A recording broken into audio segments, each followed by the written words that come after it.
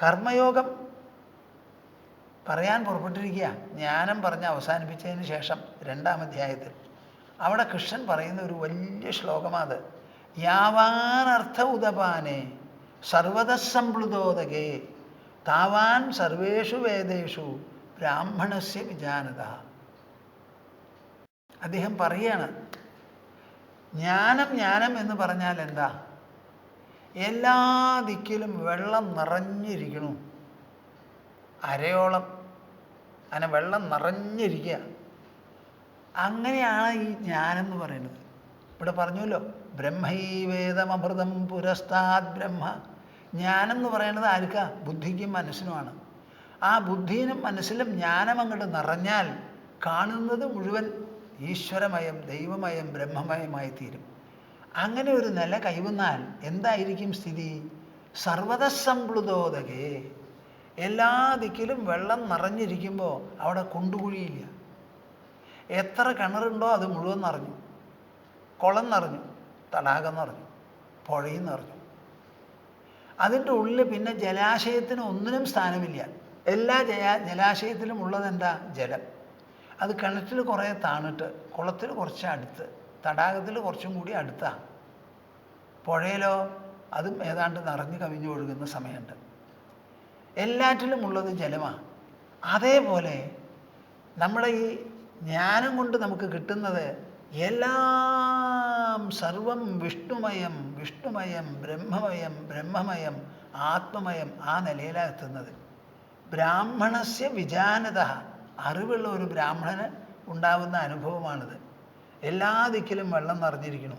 ആ സമയത്ത് യാവാനർത്ഥ ഉദപാനെ, ആരെങ്കിലും ഒരാൾ ഒരു മഗ്ഗോ ഒരു ബക്കറ്റോ എടുത്ത് ഒരു ബക്കറ്റ് വെള്ളം കോരിക്കൊണ്ടുവരാനോ എടുത്തു കൊണ്ടുവരാനോ പരിശ്രമിക്കുമോ? എല്ലാ ദിക്കിലും നിറഞ്ഞിരിക്കുന്ന സമയത്ത് ഒരു ബക്കറ്റിൻ്റെയോ ഒരു കപ്പിൻ്റെയോ വെള്ളത്തിൻ്റെ ആവശ്യമുണ്ടോ? അതുപോലെയാണ് ഈ വേദങ്ങൾ വിധിക്കുന്ന കർമ്മങ്ങളെല്ലാം തന്നെ. എല്ലാ കർമ്മങ്ങൾക്കും വിശേഷ ഫലങ്ങളുണ്ട്. ഇന്ന കർമ്മം ചെയ്ത് അവസാനിപ്പിക്കൂ, അതിന് ഇന്ന ഫലമുണ്ടാവും. അങ്ങനെ പല ഫലങ്ങളെയും നിയോഗിക്കുന്ന കർമ്മവിശേഷങ്ങൾ വല്ല സ്ഥാനവുമുണ്ടോ അതിന്? സർവ്വദിക്കിലും നിറഞ്ഞിരിക്കുകയാണ് വെള്ളം. അപ്പോൾ ഒരു ബക്കറ്റ് വെള്ളത്തിന് ചോദിക്കുന്നത് പോലെയാണ് വേദങ്ങൾ വിധിക്കുന്ന കർമാനുഷ്ഠാനം കൊണ്ട് കിട്ടുന്ന ഫലങ്ങൾ. ഈ ജ്ഞാനിക്ക് കിട്ടുന്നത് എന്താണെന്ന് വെച്ചാൽ ഇങ്ങനെ വെള്ളം നിറഞ്ഞിരിക്കുന്ന ഒരു സ്ഥലം. ഇങ്ങനെ പറഞ്ഞിരിക്കുകയാണ് ആര്? കൃഷ്ണൻ. അപ്പോൾ സർവധർമാൻ പരിത്യജ്യ മാമേകം ശരണം വ്രജ എന്നുള്ളതിന് എന്താ അർത്ഥം? പല വിധത്തിലുള്ള എന്നുള്ള ആശയം തന്നെ വിട്ട് എല്ലാം ഒന്ന് എന്നുള്ള ആശയം പുലർത്തുക, അതിനെ പിന്തുടരുക, അതിൽ നിഷ്ഠ ഉറപ്പിച്ചങ്ങോട്ട് വന്നാൽ ആ ആൾക്ക് സ്വയം ബന്ധനങ്ങളൊക്കെ പോയി മുക്തനായി തീരുന്നു. ആ വാക്കും അതിൽ നടക്കുന്ന പ്രക്രിയയും ആ പ്രക്രിയ വരുത്തി തീർക്കുന്ന ഫലവുമാണ് അവിടെ പ്രമാണം. അല്ലാണ്ട് കൃഷ്ണൻ വന്ന് നിങ്ങളെ ഒറ്റയ്ക്ക് പിടിച്ചിങ്ങനെ മോചിപ്പിക്കുക എന്നല്ല. ആ വാക്കാണ് അതിൽ പ്രമാണം. അതിലടങ്ങുന്ന പദ്ധതി, പ്രക്രിയ, അതിൻ്റെ ശരിയായ സത്യമുണ്ടല്ലോ, അതാണ് അവിടെ പ്രമാണം. അതിൽ കൃഷ്ണൻ പറയേണ്ടതൊക്കെ പറഞ്ഞ് അവസാനിപ്പിച്ചു എന്ന് തന്നെ പറയാം. എന്നിട്ട് ഒരു നിലയ്ക്ക് അവസാനമായ ഒരു പ്രസ്താവനയും ഒരു വാഗ്ദത്വമാണ് ഈ 66-ാമത്തെ ശ്ലോകത്തിൽ നൽകുന്നത്.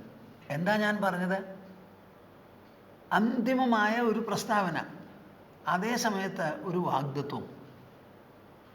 ആ അന്തിമ പ്രസ്താവന എന്ന് പറയുമ്പോൾ എങ്ങനെയാണത് അന്തിമമാവുന്നത്?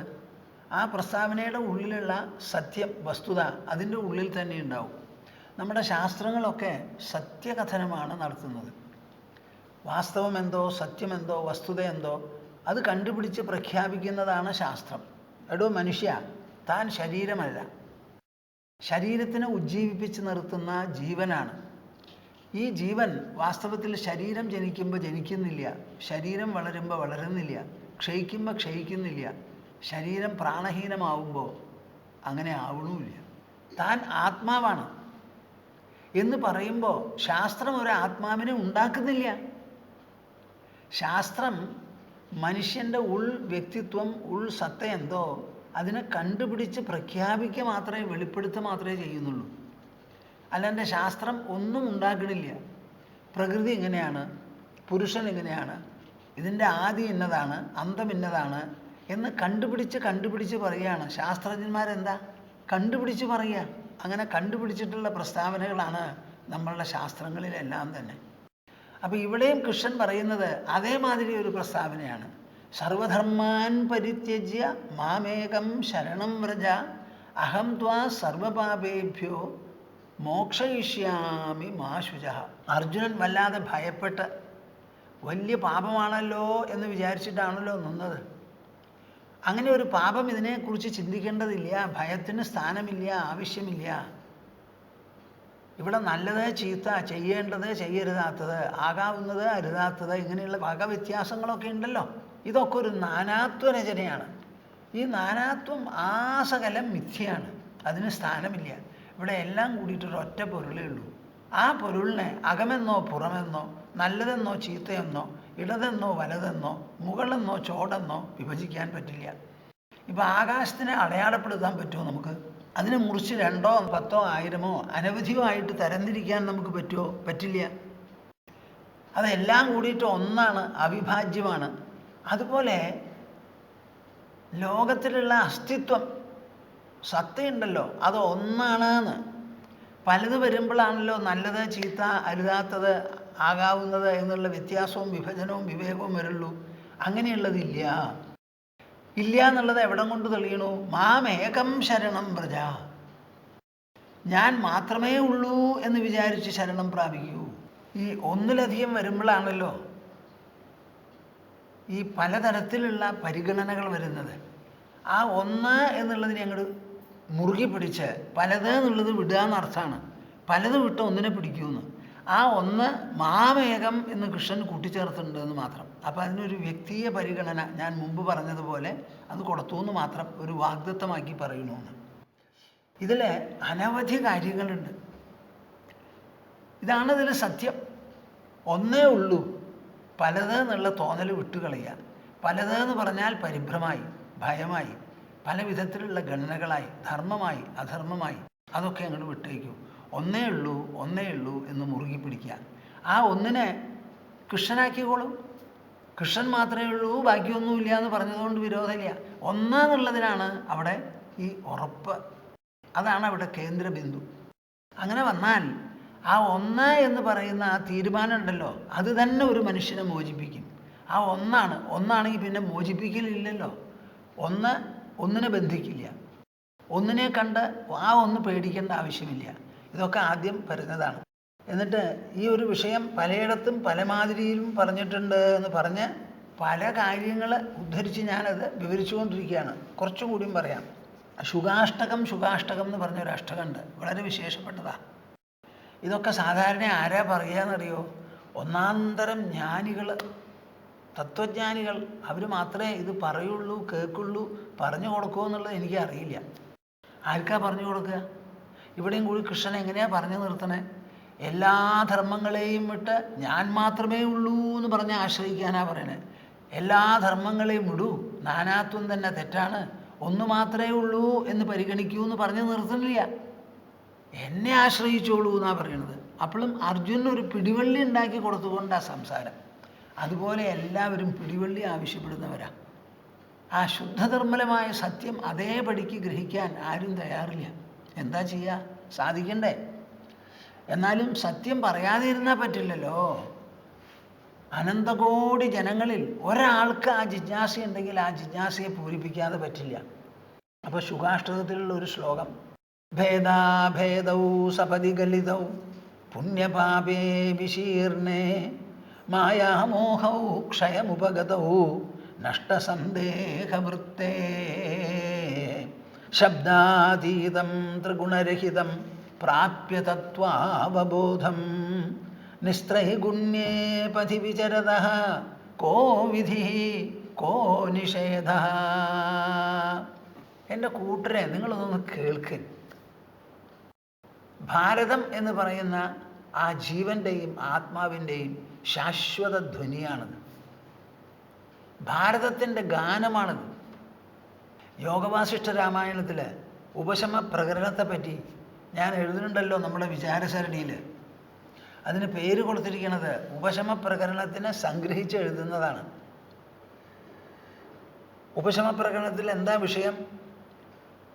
പല വിധത്തിലും ഈ ലോകവുമായി വ്യവഹരിച്ച് സമ്പർക്കം നടത്തി അതിൻ്റെ വിഭിന്ന സ്വാധീനങ്ങൾ ധാരാളം ഉള്ളിൽ കയറി ആ സ്വാധീനങ്ങളിൽപ്പെട്ട് ഊഞ്ഞാലാടുന്ന മനസ്സുണ്ടല്ലോ, ആ മനസ്സിനെ ഉപശമിപ്പിക്കുക എന്നുള്ളതാണ് ഉപശമപ്രകരണം.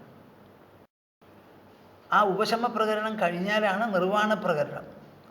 ആ നിർവ്വാണ പ്രകടനത്തെ പറ്റിയാണ് വിചാരസേതു ഇംഗ്ലീഷ് മാസികയിൽ എഴുതുന്നത്. അപ്പോൾ ഭഗവത്ഗീത അടിസ്ഥാന തത്വങ്ങളായി എഴുതിക്കൊണ്ടിരുന്ന ഭാഗം കഴിഞ്ഞപ്പോൾ യോഗവാസിഷ്ടം നമ്മുടെ വായനക്കാർക്കൊന്ന് പരിചയപ്പെടുത്താമെന്ന് പറഞ്ഞ് ഉപശമപ്രകരണമാണ് എഴുതുന്നത്. അത് കുറച്ച് അഡ്വാൻസ്ഡ് ആവുമോ എന്നൊരു സംശയം എനിക്ക് തോന്നിയത് കൊണ്ട് ഇംഗ്ലീഷിൽ പ്രസിദ്ധീകരിച്ച പുസ്തകത്തിനെ അടിസ്ഥാനമാക്കി എഴുതുന്നുണ്ടെങ്കിലും ഞാൻ തന്നെ രചിച്ചതാണല്ലോ, അതിൽ പലതും ലഘൂകരിച്ചും കൂട്ടിച്ചേർത്തുമാണ് എഴുതുന്നത്. ഒരു പുതിയ പുസ്തകം തന്നെ.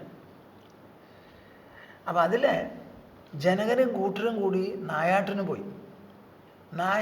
പോയി ഇങ്ങനെ കാട്ടിൽ നടന്നുകൊണ്ടിരിക്കുമ്പോൾ പെട്ടെന്ന് ജനക മഹാരാജാവിൻ്റെ ശ്രദ്ധ ഒന്ന് തിരിഞ്ഞു. അദ്ദേഹത്തിൻ്റെ കൂട്ടക്കാരെയൊക്കെ വിട്ട് അദ്ദേഹം തന്നെ കാട്ടിൻ്റെ ആ കൂട്ടത്തിലേക്ക് അങ്ങോട്ട്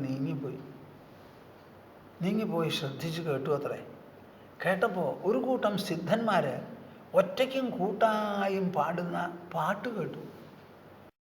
ആ പാട്ടിൽ വളരെ ആകർഷണം തോന്നി. അത് കേട്ട് ശ്രദ്ധിച്ച് അങ്ങോട്ട് ഇരുന്നു എന്ന് പറയാം. ഇരുന്നു എന്നല്ല, നിന്നു. എന്താ അവർ പാടിയത്? ആ പരമാത്മാവിൻ്റെ വൈഭവം പാടിക്കൊണ്ട് പോവുക അവർ പാടിയത് എന്താ? ഞാൻ അതിന് മുമ്പ് പറഞ്ഞിട്ടുണ്ടെന്ന് തോന്നുന്നു. എത്ര തവണ പറഞ്ഞാലും അധികമാവില്ല. ദൃഷ്ടദൃശ്യ സമായോഗാത് പ്രത്യയാനന്ദ നിശ്ചയ യസ്തം സ്വമാത്മതത്വോത്ഥം നിസ്പന്ദം സമുപാസ്മഹേ. ദൃഷ്ടദൃശ്യ സമായോഗാത് പ്രത്യയാനന്ദ നിശ്ചയ. നമുക്ക് നമ്മുടെ ശരീരത്തിൻ്റെ ഉള്ളിൽ ഒരു സാന്നിധ്യമുണ്ട്. ആ സാന്നിധ്യം ദേഹത്തിൽ നിന്ന് വ്യത്യസ്തമാണ്, വിലക്ഷണമാണ്. അതാണ് ദേഹത്തെ ഉജ്ജീവിപ്പിക്കുന്നത്. ദേഹത്തിലുള്ള ഇന്ദ്രിയങ്ങളെയും കർമാംഗങ്ങളെയും എല്ലാം പ്രവർത്തിപ്പിക്കുന്നത് അതാണ്.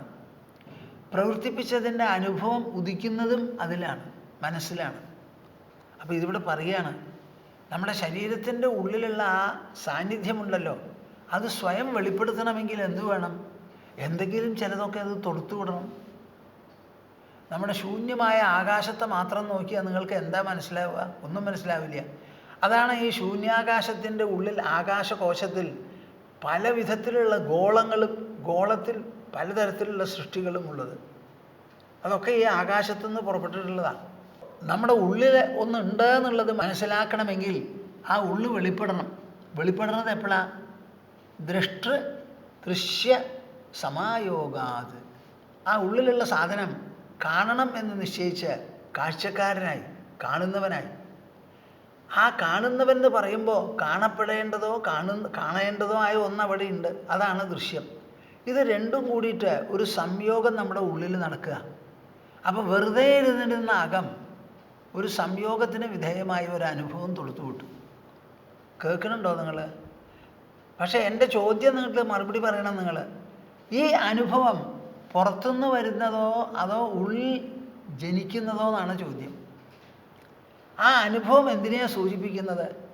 പുറത്തെയാണോ സൂചിപ്പിക്കുന്നത് അതോ ഉള്ളിലുള്ള പൊരുളിനെയോ? ആരാണ് ഈ അനുഭവിക്കുന്നത്? ആരാണ്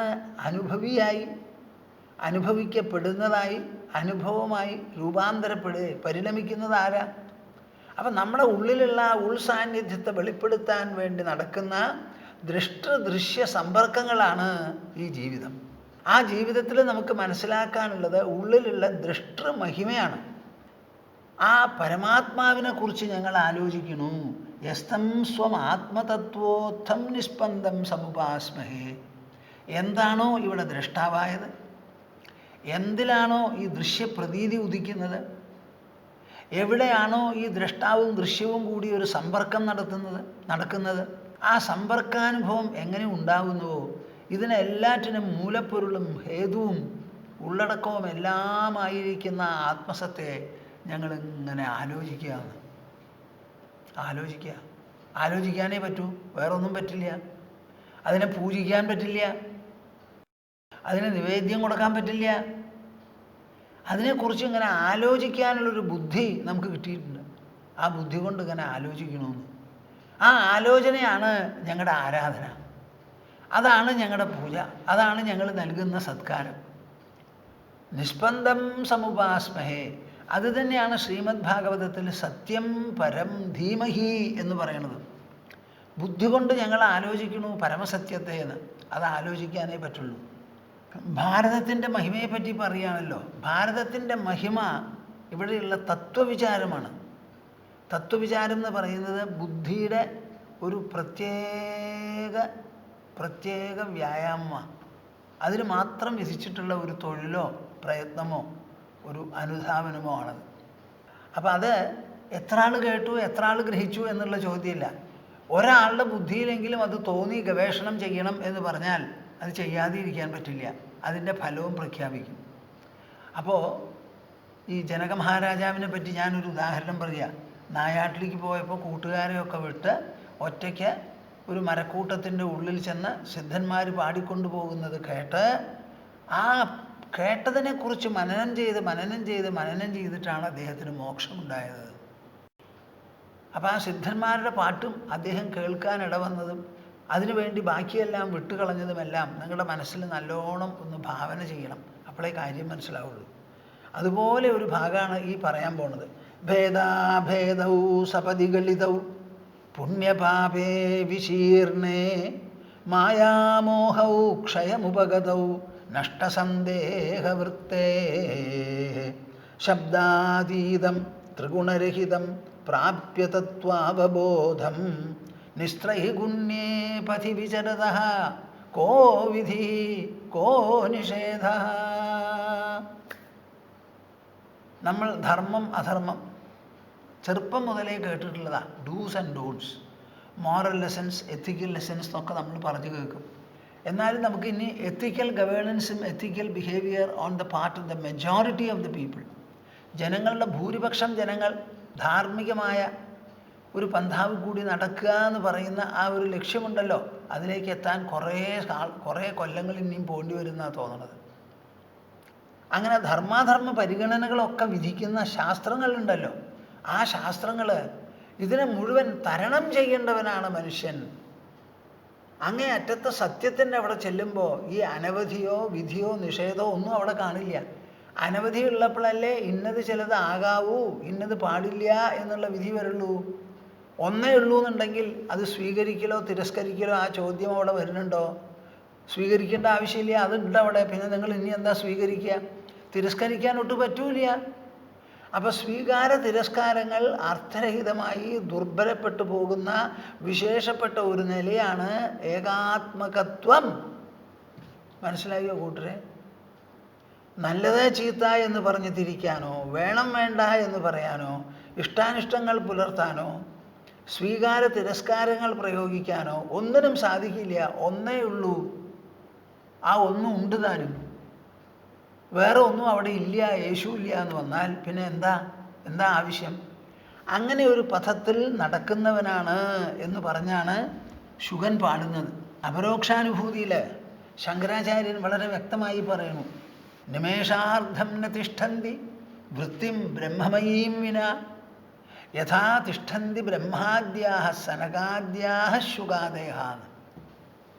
ബ്രഹ്മവൃത്തി ഇല്ലാതെ അരനിമിഷം പോലും ഇരിക്കുന്നില്ല തത്വജ്ഞാനികൾ. എങ്ങനെയാണോ സനകാദികൾ ബ്രഹ്മ മുതലായിട്ടുള്ളവർ ശുഗാദികൾ എന്ന്. അപ്പം ശുഗനെ പറ്റിയിട്ട് ഒരു റെഫറൻസ് പറയുന്നുണ്ട്. ആര്? ശങ്കരാചാര്യൻ. ആ ശുഗൻ പാടുന്ന പാട്ടാണത്. ഭേദാഭേദൗ സപദി ഗളിതൗ ഭേദ അഭേദൗ സപദി ഗളിതൗ. നമ്മളിങ്ങനെ മനസ്സിൽ വിചാരിച്ച് ഇങ്ങോട്ട് പോയാൽ എന്താ സ്ഥിതി? ഞാനൊരു വിചാരം നടത്തട്ടെ കൂട്ടരെ, നിങ്ങൾ എൻ്റെ കൂടെ വരുമോ? കണ്ണടച്ച് അങ്ങോട്ട് ഇരിക്കൂ. ആ കണ്ണടച്ചാൽ എന്തൊക്കെ വിചാരങ്ങളാണ് മനസ്സിലിങ്ങനെ പൊന്തി പൊന്തി വരിക. ആ വിചാരങ്ങളെല്ലാം കൂടി എണ്ണം കൂട്ടിയാൽ എത്രയോ സാധനങ്ങളെക്കുറിച്ചുള്ള വിചാരങ്ങളാണ്. ആ വിചാരങ്ങളിൽ നന്മതിന്മകൾ പെടും, ചെയ്തത് ശരിയായോ തെറ്റോ, അവൻ ഇവൻ അത് ഇത്, ഇങ്ങനെ പല ഗണനകളും അവിടെ വരും. അങ്ങനെ അനവധി ഗണനകളും അതിനെക്കുറിച്ചുള്ള പലവിധ നിരൂപണങ്ങളും എല്ലാം നടത്തി ഇങ്ങനെ ഇരുന്ന് ഒരമണിക്കൂറോ 3/4 മണിക്കൂറോ കഴിഞ്ഞ് അതും വിട്ട് മിണ്ടാണ്ടിരിക്കുമ്പോൾ നിങ്ങൾ പറയൂ, ഈ ഗണനകളൊക്കെ എവിടെയായിരുന്നു എന്ന്? അവയ്ക്ക് സ്ഥായിയായിട്ടുള്ള വല്ല നിൽപ്പുണ്ടോ? ഒരു ചിന്ത വന്നു പോയി, വേറൊരു ചിന്ത വന്നു, പിന്നെ വേറൊരു ചിന്ത വന്നു. അങ്ങനെ വന്നു പോകുന്ന ചിന്തകളുടെ കൂട്ടമാണ് ഈ പലതരത്തിലുള്ള പരിഗണനകൾ. ഇത് നാം പറയുന്ന സമയത്ത് നമ്മുടെ മനസ്സിൽ പലതുണ്ടോ അതോ ഒന്നേ ഉള്ളൂ? 2 തരത്തിലും ഒന്നേ ഉള്ളൂ. പുതിയ ഗണന മാത്രമേ അവിടെ ഉണ്ടാവുള്ളൂ.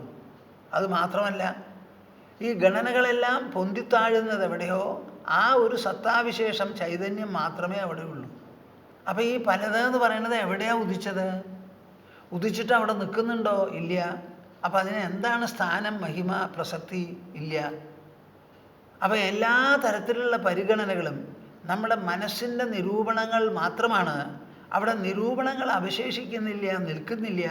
മനസ്സ് മാത്രമേ ഉണ്ടെങ്കിലുള്ളൂ എന്നുള്ള തീരുമാനത്തിലെത്താം.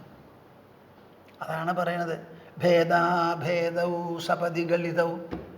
എത്രയോ വിചാരങ്ങൾ നിങ്ങളുടെ മനസ്സിൽ വരണം. ഈ വിചാരങ്ങൾ വന്നു പോകുന്നതിൽ അവിടെ ശരിക്കുള്ള വസ്തു മനസ്സ് മാത്രമല്ലേ ഉള്ളൂ. വിചാരങ്ങളൊക്കെ എവിടെയാ? വന്നതുപോലെ പോയി. അപ്പോൾ വന്നതുപോലെ പോകുന്ന വിചാരങ്ങളെക്കുറിച്ച് നിങ്ങൾ എന്തിനാ എന്തെങ്കിലും തരത്തിലുള്ള നിരൂപണവുമായി നിൽക്കുന്നത്? ആവശ്യമുണ്ടോ അവിടെ? അപ്പോൾ ഭേദാഭേദവും സപതികളിതവും. ഭേദം എന്ന് പറഞ്ഞാൽ വ്യത്യാസം, അഭേദം എന്ന് പറഞ്ഞാൽ അതില്ലായ്മ. അങ്ങനെ ഭേദം അഭേദം, 2 1, അനേകം ഏകം എന്നിങ്ങനെയുള്ള വിചാരങ്ങളുണ്ടല്ലോ. സപതികളിതവും.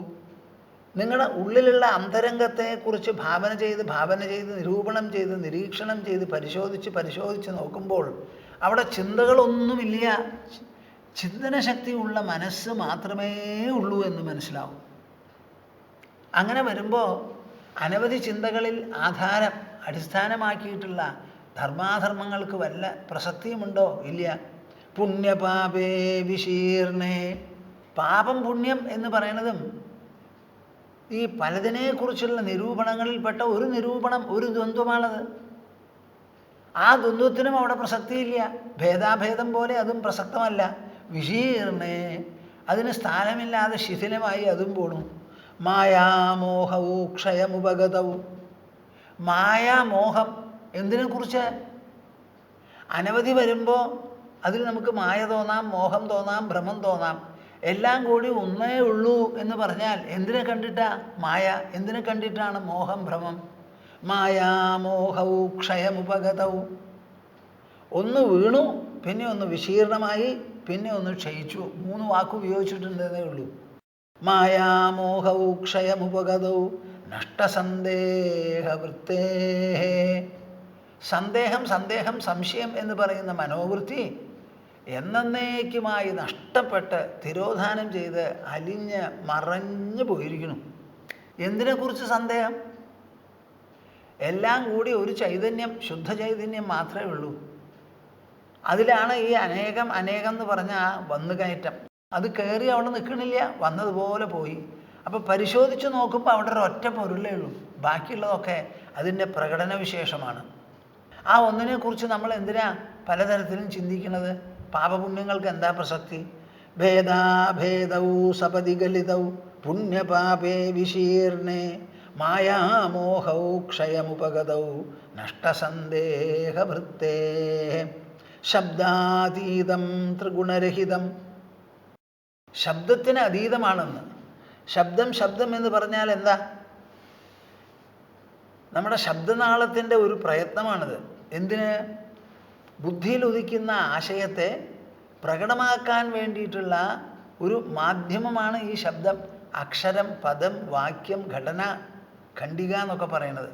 ശബ്ദാതീതം ത്രിഗുണരഹിതം.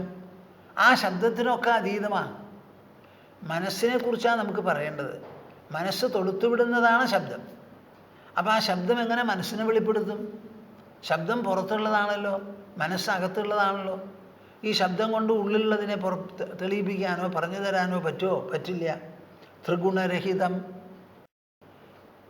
ഈ അനവധി എന്ന് പറയുന്ന സങ്കല്പങ്ങൾ തന്നെ മിഥ്യയായി തീർന്നു എന്ന് വെച്ചാൽ പിന്നെ ത്രിഗുണം എന്നുള്ളതിന് എന്താ പ്രസക്തി? ത്രിഗുണം എന്ന് പറയുമ്പോൾ സത്വം, രജസ്, തമസ്, ഈ മൂന്നെണ്ണം അതിൻ്റെ ഭിന്ന ഭിന്നമായ സ്വാധീനങ്ങളെ പ്രകടമാക്കുമ്പോഴാണല്ലോ ഈ ത്രിഗുണം എന്ന് പറയുന്നത്. അതിനുള്ള പ്രസക്തിയില്ല. കാരണം ശുദ്ധ ചൈതന്യമായിട്ട് ഒന്നേ ഉള്ളൂ. പ്രാപ്യതത്വാവബോധം. ഇങ്ങനെ ഭേദാഭേദങ്ങൾ പോയി പുണ്യപാപങ്ങൾ വിശീർണമായി മായാമോഹം ക്ഷയിച്ച് സന്ദേഹങ്ങളെല്ലാം തീർന്ന് ശബ്ദത്തിന് അതീതവും ത്രിഗുണമില്ലാത്തതുമായ ഒരു കാര്യം എന്ന് പറയുന്നത് എങ്ങനെയാണ്? അതാണ് തത്വാവബോധം. ഇത് ബുദ്ധി കൊണ്ട് മനസ്സിലാക്കുന്ന ഒരു അറിവും തത്വമാണിത്. ഇതല്ലാതെ എടുത്തു കാണിച്ചു തരാവുന്ന ഒരു പൊരുളല്ല, ബാഹ്യമായ ഒരു ഭൗതികമോ ഭൗമമോ ആയിട്ടുള്ള ഒരു ഘടകമല്ലാതെ. ഇത് ബുദ്ധിയിൽ ഉദിക്കുന്ന അറിവാണ്, അറിവാണ്, അറിവാണ്. ബുദ്ധിയാണ്, ബുദ്ധി, ബുദ്ധി. ആ ബുദ്ധിയിലുള്ള ആശയത്തെളിച്ചമാണിത്. എന്തോ ഒന്ന് നമ്മുടെ ഉള്ളിലുണ്ട്, അതിനെ പലതായി കണക്കാക്കി കഷ്ടപ്പെട്ടു. ഇപ്പം അത് ഒന്നാണെന്ന് മനസ്സിലാവുന്നു. അപ്പം പലതെന്നുള്ള പ്രതീതി വിട്ട് ഒന്ന് എന്നുള്ള ആ പ്രത്യവും പ്രതീതിയും ഉറച്ചു കിട്ടുന്ന ആ തെളിച്ചത്തിനാണ് ഇവിടെ ഈ പറയുന്നത്. അപ്പം അതൊരു തത്വാവബോധമാണ് ബുദ്ധിക്കുള്ളത്, അല്ലാണ്ട് ഒരു വസ്തുലാഭമല്ല. സ്വർണത്തിൻ്റെ കട്ടി കിട്ടിയതുപോലെയോ പ്ലാറ്റിനം കിട്ടിയതുപോലെയോ അല്ല, ഒരു ഭൂമി മേടിച്ചതുപോലെയല്ല.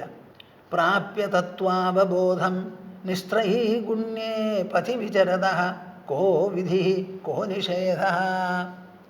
ഇങ്ങനെ പല വിധത്തിൽ എന്നുള്ള സങ്കല്പങ്ങളും ആശയങ്ങളും എല്ലാം പോയി അത് സംബന്ധിച്ച പരിഗണനകൾ അപ്രത്യക്ഷമായി തീരുമ്പോൾ നിസ്ത്രൈഗുണ്യമായിരിക്കുന്ന ഒരു മാർഗത്തിൽ സഞ്ചരിക്കുന്നവനാണ്.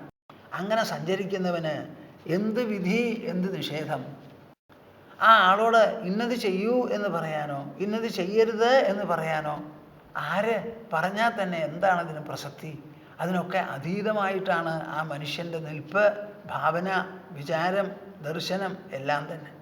ഭേദാഭേദൗ സപദിഗളിതൗ പുണ്യപാപേ വിശീർണേ മായാമോഹൗ ക്ഷയമുപഗതൗ നഷ്ടസന്ദേഹവൃത്തേ ശബ്ദാതീതം ത്രിഗുണരഹിതം പ്രാപ്യ തത്വാവബോധം നിസ്ത്രൈഗുണ്യേ പഥി വിചരത കോ വിധി കോ നിഷേധ. ഞാൻ എന്തിനാ ഈ ശ്ലോകം ഒന്നിലധികം തവണ പറയണേന്നറിയോ? നിങ്ങളിത് കേൾക്കണം. നിങ്ങളോ ചൊല്ലില്ല, അപ്പം പിന്നെ ചൊല്ലിച്ച് കേൾപ്പിക്കാനല്ലേ പറ്റുള്ളൂ എനിക്ക്.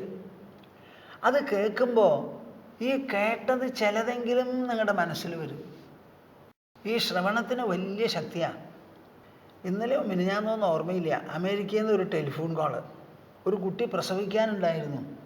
പ്രസവിച്ച് കഴിഞ്ഞ് ആ ചെറുപ്പക്കാരൻ ആദ്യത്തെ പ്രസവ, ഭാര്യയും ഭർത്താവും കൂടി സംസാരിക്കുക. അതിൽ ആ പെൺകുട്ടി എനിക്ക് വളരെ സുഖപ്രസവമായിരുന്നു, ഒരു ബുദ്ധിമുട്ടും ഇല്ല എന്ന് പറഞ്ഞ് കുട്ടിയും പാല് കുടിക്കുന്നത് വർത്തമാനങ്ങളൊക്കെ ഇങ്ങനെ പറയുക ഫ്രീ ആയിട്ട്. മാജിയോടാ കൂടുതൽ സംസാരിച്ച്. അപ്പോൾ ഞാൻ പറഞ്ഞു, ഈ കുട്ടിയാണോ പ്രസവിച്ചത്? അപ്പോൾ പ്രസവിച്ചാൽ ക്ഷീണമൊന്നും ഉണ്ടാവില്ലേ? ഇതെന്താ അങ്ങനെ പെറുപുറത്തിന് എന്ത് വൈബ്രൻ്റ് വോയിസോട് കൂടിയിട്ടാണ് സംസാരിക്കണ, ഭംഗിയായിട്ട് ചൊടിയായിട്ട് നല്ല സ്പീഡോട് കൂടി. പ്രസവിച്ച പിറ്റേന്നാണ് ഈ കുട്ടി സംസാരിക്കുന്നത് ഇത്ര ഭംഗിയായിട്ട്. അപ്പോൾ അവൾ കാര്യമായിട്ട് പറയണത് എന്താണെന്നറിയോ ഭർത്താവും? അതേ, നമ്മുടെ ആത്മസുധയുണ്ടല്ലോ അല്ലേ, 16 മണിക്കൂർ ലേബർ ഉണ്ടായിരുന്നു. ആ സമയത്ത് മുഴുവൻ ഇത് കേൾക്കുമായിരുന്നു. അവിടുത്തെ ആസ്പത്രിയിൽ എന്ത് വേണമെങ്കിൽ ഗാനങ്ങൾ കേൾക്കാൻ അനുവദിക്കും അത്രേ ലേബറുള്ള സമയത്ത്. അപ്പം ഞങ്ങൾ ഈ ആത്മഗീതം ആത്മസംഗീതം വെച്ച് ഇങ്ങനെ കേട്ടുകൊണ്ടിരുന്നു ഈ 16 മണിക്കൂറും. ഒരു വിഷമം എനിക്ക് ഉണ്ടായിരുന്നില്ല. ആ സുഖപ്രസവം 16 മണിക്കൂർ ലേബർ ഉണ്ടെങ്കിലും. ഞാനിത് എന്തിനാ പറയണേന്ന് വെച്ചാൽ കേട്ടോളൂ. ഈ ആത്മസുധ എന്ന് പറയുന്നത് ഇവിടെ നമ്മുടെ മാജിയും നുത്തുൻ സ്വാമിജിയും കൂടി പാടിയിട്ടുള്ള സംസ്കൃതത്തിലുള്ള ശ്ലോകങ്ങളാണ്. അതെല്ലാം അധ്യാത്മ ശ്ലോകങ്ങളാണ്.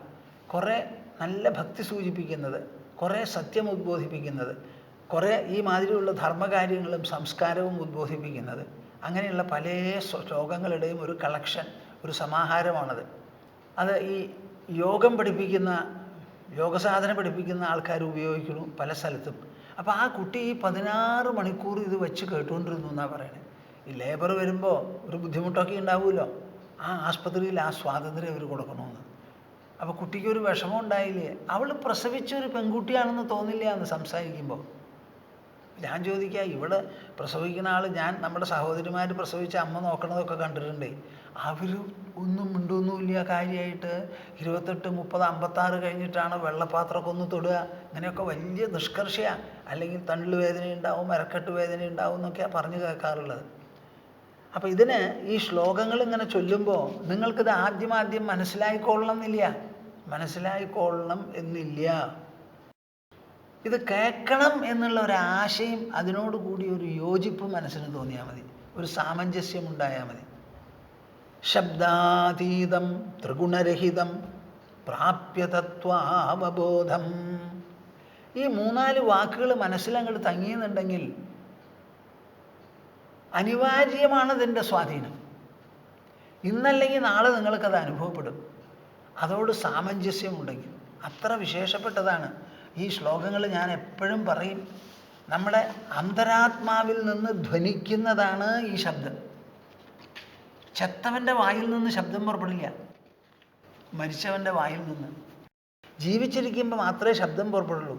ആ ശബ്ദത്തിൻ്റെ ആഴം, അവസാനത്തെ ആഴം എന്താ? അന്തരാത്മാവാണ്. ആ ആത്മാവിൽ നിന്ന് തട്ടി ആ ശബ്ദം ഇങ്ങോട്ട് വരുമ്പോൾ ആ ശബ്ദത്തിൻ്റെ സ്വാധീനം പറഞ്ഞാൽ തീരില്ല. പല ആൾക്കാർക്കും മെൻ്റൽ ഡിപ്രഷൻ. ഞങ്ങളുടെ ആശ്രമത്തിലുള്ള ഒരു ബ്രഹ്മചാരിണിയോട് ഞാൻ പറയുമായിരുന്നു, ഭക്ഷണം തരുമ്പോൾ വിളമ്പിത്തരും, അപ്പോഴൊക്കെയാണ് ഒന്ന് സംസാരിക്കാൻ ഇടകിട്ടുക. അപ്പോൾ ഞാൻ പറയും, മോളെ, നിനക്ക് ഈ ചാൻറ്റ് ചെയ്യുക, ഈ ശ്ലോകങ്ങൾ പറയുക എന്നുള്ളതിന് എന്താണ് അർത്ഥം, പ്രസക്തി എന്ന് നീ ഒന്ന് മനസ്സിലാക്കണം. അതെവിടുന്നാണ് ഈ വരണത്?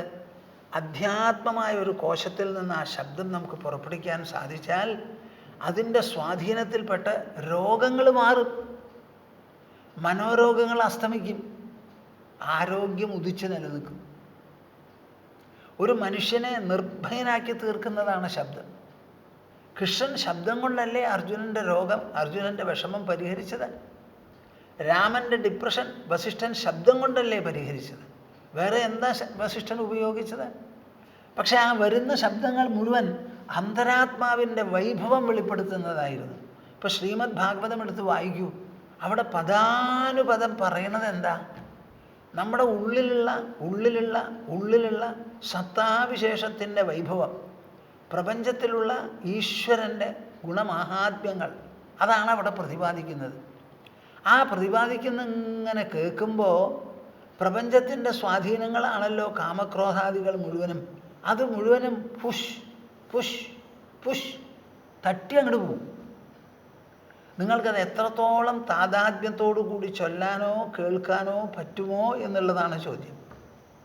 അപ്പോൾ ഈ കുട്ടി ഇങ്ങനെ പറഞ്ഞപ്പോൾ എനിക്ക് വളരെ സന്തോഷം തോന്നി. കസ്മാത് കോഹം കിമപി ച ഭവാൻ കോയമത്ര പ്രപഞ്ചഃ സ്വം സ്വം വേദ്യം ഗഗനസദൃശം പൂർണ്ണതത്വപ്രകാശം ആനന്ദാഖ്യം സമരസഘനെ ബാഹ്യമന്തർവിഹീനേ നിസ്ത്രൈഗുണ്യേ പഥി വിചരതഃ കോ വിധി കോ നിഷേധഃ. ഈ ഒരു ശ്ലോകം പാഠ്യ മാത്രം മതിയപ്പ, വേറെ ഒന്നും ചെയ്യണ്ട. അതാണതിൻ്റെ സാധന. ഇത് നല്ലോണം ലയിച്ച് കേട്ട് മനസ്സിലാക്കി അങ്ങോട്ട് പാടുക.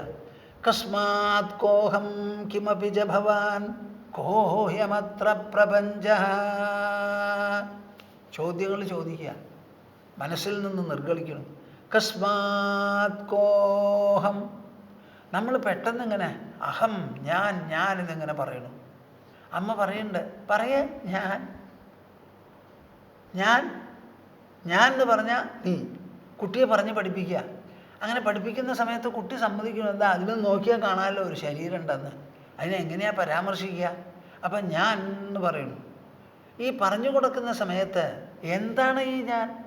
ഉള്ളതിനെയാണല്ലോ പരാമർശിക്കുന്നത്. പക്ഷെ ആ ഉള്ളത് ശരീരമാണോ? അല്ല, എൻ്റെ ശരീരം എന്നാ പറയണേ. മനസ്സാണോ? അതുമല്ല, എൻ്റെ മനസ്സ് എന്ന് പറയുന്നു. എൻ്റെ മനസ്സെങ്ങനെയാണ് ഞാനാവുക? എൻ്റെ ബുദ്ധി എങ്ങനെയാണ് ഞാനാവുക? എൻ്റെ അഹങ്കാരം എങ്ങനെ ഞാനാവും? എൻ്റെ സുഖമോ എൻ്റെ ദുഃഖമോ ഞാനാവുമോ? എൻ്റെ പണം ഞാനാവുമോ? എൻ്റെ ഭാര്യയോ ഭർത്താവോ ഞാനാവുമോ? എൻ്റെ കുട്ടികളോ എൻ്റെ വീടോ എൻ്റെ വസ്ത്രമോ ഒന്നും ഞാനാവില്ല. അതൊക്കെ എൻ്റെയാണ്. അപ്പോൾ പിന്നെ ഞാൻ എന്ന് പറയണത് എന്താ? ഒരു ചോദ്യം ഉണ്ടല്ലോ, കസ്മാത് കോഹം, ഇത് എവിടുന്നാണ് ഉണ്ടായത്? വായുന്നുണ്ടായോ ഈ ഞാൻ? അതോ ഞാനുള്ളത് കൊണ്ട് വായ സംസാരിക്കുന്നുവോ? ഞാനുള്ളത് കൊണ്ട് മനസ്സ് ചിന്തിക്കുന്നുവോ? അതോ മനസ്സ് ചിന്തിച്ചിട്ട് ഞാനുണ്ടായോ? ഈ ഒരു ചോദ്യം വലിയ ചോദ്യമാണ്. അപ്പോൾ എവിടുന്നാണ്, എന്താണ്, ആരാണ് ഞാൻ? കിമപിച്ച ഭവാൻ. അതുപോലെ ഞാൻ വേറൊരാളോട് സംസാരിക്കുകയാണ്, ഭവാൻ അങ്ങ് എന്ന്. അപ്പം അങ്ങാരാ, എവിടുന്നാ വന്നത്? ഞാനെന്ന് പറയുന്ന പോലെ അങ്ങയും പറയണു ഞാൻ. അപ്പം ഞാൻ എവിടുന്നോ അതുപോലെ തന്നെയാണ് അങ്ങയും വന്നിട്ടുള്ളത്. കോയമത്ര പ്രപഞ്ച. പോട്ടെ, ഇതൊക്കെ നിസ്സാരം, നമ്മളൊക്കെ ചെറിയ ശരീരത്തിലിരിക്കണം. ഈ പ്രപഞ്ചം തന്നെ ഉണ്ടായിട്ടുള്ളത് എവിടുന്ന? ഈ പ്രപഞ്ചം എന്ന് പറയണത് അതിൽ നിൽക്കാനൊരു സ്ഥലം വേണമല്ലോ. ഇപ്പം ഞാൻ കസേരയിലിരിക്കുന്നു, അത് ഞങ്ങളുടെ സമാധി മന്ദിരത്തിൽ നിലത്തിലാണ് ഇട്ടിരിക്കുന്നത്. ടേബിളും അവിടെയാണ് ഇട്ടിരിക്കുന്നത്. ഈ നിലം എവിടെയാ? ഭൂമണ്ഡലത്തിൽ. ഭൂമണ്ഡലോ ആകാശകോശത്തിൽ. ആകാശമോ? മറുപടി പറയണ്ടേ നിങ്ങൾ? ഒന്ന് ഇനിയൊന്നിന്മേലല്ലേ ഇരിക്കുക. അപ്പം ബാക്കി എല്ലാ സാധനങ്ങളും ആകാശത്തിലാണെങ്കിൽ ആകാശം എവിടെ എന്നൊരു ചോദ്യം വരുന്നുണ്ട്. ബുദ്ധിയുടെ ആ ചോദ്യത്തിനെ തടുത്തു നിർത്താൻ പറ്റില്ല. മറുപടി കണ്ടുപിടിച്ചേ തീരൂ. സ്വം സ്വം വേദ്യം ഗഗന സദൃശം പൂർണ്ണതത്വപ്രകാശം. ഈ ചോദ്യത്തിന് മറുപടി എവിടുന്നാ കിട്ടുക? ആകാശത്തിനെ കണ്ട് അങ്ങനെ ഒന്നുണ്ട് എന്നുള്ള തോന്നൽ എവിടെയാണോ സ്ഫുരിക്കുന്നത് അവിടെ അന്വേഷിക്കണം. ആ സ്ഫുരണം എവിടെയാ? നമ്മുടെ ശരീരത്തിൻ്റെ ഉള്ളിൽ, അന്തരംഗത്തിൽ. ആ അന്തരംഗത്തിലാണ് ഈ സ്ഫുരണം ഉണ്ടാവുന്നത്. അപ്പം ആ അന്തരംഗത്തിൻ്റെ യഥാർത്ഥ രൂപം മനസ്സിലാക്കി അനുഭവപ്പെടുമ്പോൾ നമുക്ക് എന്താണ് ഇതിൻ്റെ രഹസ്യം എന്ന് മനസ്സിലാവും. അതാണ് അതിനെ ബോധാത്മകം എന്ന് പറയുന്നത്. നാരായണീയത്തിൽ ആദ്യത്തെ ശ്ലോകം എന്താ? സാന്ദ്രാനന്ദാവബോധാത്മകം അനുപമിതം. സാന്ദ്ര ആനന്ദ അവബോധാത്മകം സ്വം സ്വം വേദ്യം ഗഗന സദൃശം. നമ്മുടെ ശരീരം കട്ടിയായിട്ടുള്ള ഒന്നാണ്, പരിമിതവുമാണ്. ശരീരത്തിൻ്റെ ഉള്ളിലുള്ള മനസ്സിന് കട്ടിയില്ല, ബുദ്ധിക്കുമില്ല, അഹങ്കാരത്തിനുമില്ല. അത് വളരെ സൂക്ഷ്മമാണ്. സൂക്ഷ്മമായതുകൊണ്ട് അത് വ്യാപകവുമാണ്. അപ്പോൾ ആ മനസ്സിനെയും ബുദ്ധിയെയും അഹങ്കാരത്തെയും എല്ലാം വിട്ട് നമ്മളങ്ങോട്ട് പോകുമ്പോൾ നമുക്ക് എത്രത്തോളം സൂക്ഷ്മതയുണ്ടാവും, അതനുസരിച്ച് വ്യാപകതയും ഉണ്ടാവും എന്ന് ആലോചിച്ച് നോക്കൂ. ആലോചിക്കാനേ പറ്റുള്ളൂ. അവിടെ കണ്ണും കാതും ഒന്നും ചെല്ലില്ല. ആലോചനയ്ക്ക് വിധേയമാണത്. സ്വം സ്വം വേദ്യം ഗഗന സദൃശം. നമ്മുടെ ഉള്ളിൽ ആകാശത്തിന് സദൃശമായിട്ടുള്ള ഒരു ബോധം ഉണ്ടവിടെ, ഒരു ഉണർവുണ്ടവിടെ, ഒരു പ്രജ്ഞാവിശേഷമുണ്ടവിടെ. ആ പ്രജ്ഞ, ആകാശമുണ്ടല്ലോ, ദ്രവ്യാകാശം, അത് ജഡമാണ്. ആ ആകാശത്തിന് ഉണർവുണ്ടെങ്കിൽ എന്തായിരിക്കും സ്ഥിതി? അതാണ് നമ്മുടെ ഉള്ളിലുള്ള ഉണർവ്. സ്വം സ്വം വേദ്യം ഗഗന സദൃശം പൂർണ്ണതത്വപ്രകാശം. അതാണ് നമ്മൾ മനസ്സിലാക്കാനുള്ളതാണ് തത്വം. ആ മനസ്സിലാക്കുന്ന തത്വം എങ്ങനെ പ്രകാശിക്കുന്നു, ആര് പ്രകാശിപ്പിക്കുന്നു, എവിടെ പ്രകാശിപ്പിക്കുന്നു? ഇപ്പോൾ സൂര്യൻ എല്ലാറ്റിനെയും പ്രകാശിപ്പിക്കുന്നു, വസ്തുക്കളെ. ആ സൂര്യനെയും അത് സ്വയം പ്രകാശിപ്പിക്കുന്നുണ്ട്. സൂര്യനുണ്ട് എന്ന് നമുക്ക് പറഞ്ഞു തരുന്നത് വേറെ ഒരു വസ്തുവല്ല. അതുപോലെ പൂർണ്ണതത്വപ്രകാശം, എല്ലാറ്റിനെയും പ്രകാശിപ്പിക്കുന്ന ഒരു പൂർണ്ണതത്വം, അല്ലെങ്കിൽ പൂർണ്ണതത്വത്തെ പ്രകാശിപ്പിക്കുന്ന ഒന്ന്, പൂർണ്ണമായ തത്വം. തത്വം പൂർണ്ണമാണെന്നുള്ള പ്രകാശം. സർവ്വതിനെയും തമേവ ഭാന്തം അനുഭാതി സർവം എന്ന് ഉപനിഷത്ത് പാടുന്നുണ്ടല്ലോ. അത് പ്രകാശിക്കുമ്പോഴേ ബാക്കി എല്ലാ പ്രകാശങ്ങളും നിലനിൽക്കുന്നുള്ളൂ എന്ന്. ആ ഹേതുപ്രകാശമുണ്ടല്ലോ, അത് ആനന്ദാഖ്യം സമരസഘനെ ബാഹ്യമന്തർവിഹീനെ. ആനന്ദാഖ്യം, അതിനാണ് ആനന്ദം എന്ന് പേര്. അല്ലാതെ വിശക്കുമ്പോൾ വയറ് നിറച്ച് ഊണ് കഴിച്ചിട്ട് സുഖം തോന്നുന്നതിനല്ല. ആനന്ദാഖ്യം സമരസഘനേ. അത് എല്ലാറ്റിലും ഒരുപോലെയുള്ള ഒരു രസവിശേഷമാണ്. ഇപ്പോൾ അഴകുള്ള ഒരു സാധനം കണ്ടു, അതിന് അഴകെന്ന് തോന്നി. അഴകില്ലാത്ത ഒന്നിന് കണ്ടപ്പോൾ അത് അഴകില്ലാത്ത ഒന്നാണെന്ന് തോന്നി. ഈ രണ്ട് തോന്നലിലും ഒരുപോലെ പരിലസിക്കുന്ന ഒരു ഉണർവുണ്ട്. സമരസഘനെ. സുഖം അനുഭവിക്കുന്ന സമയത്ത്, ദുഃഖം അനുഭവിക്കുന്ന സമയത്ത്, ഇങ്ങനെ സുഖാനുഭവത്തിലും ദുഃഖാനുഭവത്തിലും രണ്ടിനെയും വേർതിരിച്ച് കാട്ടിക്കൊണ്ടിരിക്കുന്ന ഒരു സമരസം അല്ലെങ്കിൽ സമപ്രകാശമുണ്ടല്ലോ അവിടെ. സമരസഘനെ. അത് ബുദ്ധിക്ക് വിധേയമാണ്. ബാഹ്യമന്തർവിഹീനേ. അതിന് ബാഹ്യവുമില്ല ആന്തരവുമില്ല. ഉള്ള വെളി എന്ന് പറയുന്നത് വാസ്തവത്തിൽ മനസ്സിൽ ഉദിക്കുന്ന രണ്ട് പ്രത്യയങ്ങളാണ്. ഈ ബാഹ്യവസ്തുക്കളൊക്കെ സ്ഥൂലങ്ങളാണ്, മനസ്സിൻ്റെ ഉള്ളിലുള്ളതൊക്കെ സൂക്ഷ്മമാണ്, ശരീരത്തിൻ്റെ ഉള്ളിൽ. ഈ ശരീരത്തിൻ്റെ ഉള്ളിൽ തന്നെയാണ് സ്ഥൂലാനുഭവം നമുക്കുണ്ടാവുന്നത്. നമ്മൾ വീട്ടിലിരിക്കുമ്പോൾ ചുമര് കാണുന്നു, നിലം കാണുന്നു, തട്ട് കാണുന്നു. ഇതൊക്കെ സ്ഥൂലങ്ങളാണ്. നിലം കാണുന്നു, ചുമര് കാണുന്നു, തട്ട് കാണുന്നു. ഇതൊക്കെ സ്ഥൂലങ്ങളാണ്. ഈ സ്ഥൂല വസ്തുക്കളുടെ അനുഭവം ഉണ്ടാകുന്നത് എവിടെയാണ്? മനസ്സിലാണ്. സൂക്ഷ്മമോ അതും മനസ്സിലാണ്. ഒരേ മനസ്സിൽ അനുഭവപ്പെടുന്നത് എങ്ങനെയാണ് ഈ സ്ഥൂലവും സൂക്ഷ്മവും ആവുക? സ്ഥൂലം എന്നുള്ള വാക്കിനർത്ഥം കട്ടിയുള്ള സാധനങ്ങൾ പുറത്ത് തനതായി നിലനിൽക്കുന്നതല്ലേ സ്ഥൂലം. അപ്പോൾ ഈ സ്ഥൂലം എന്നൊരു അനുഭവം മനസ്സുണ്ടാക്കുന്നതാണ്. അതൊരു പ്രത്യേക രൂപത്തിലാണ്, അല്ലാതെ കട്ടിയുള്ള ഒരു സാധനം ഉണ്ടാക്കിയിട്ടല്ല.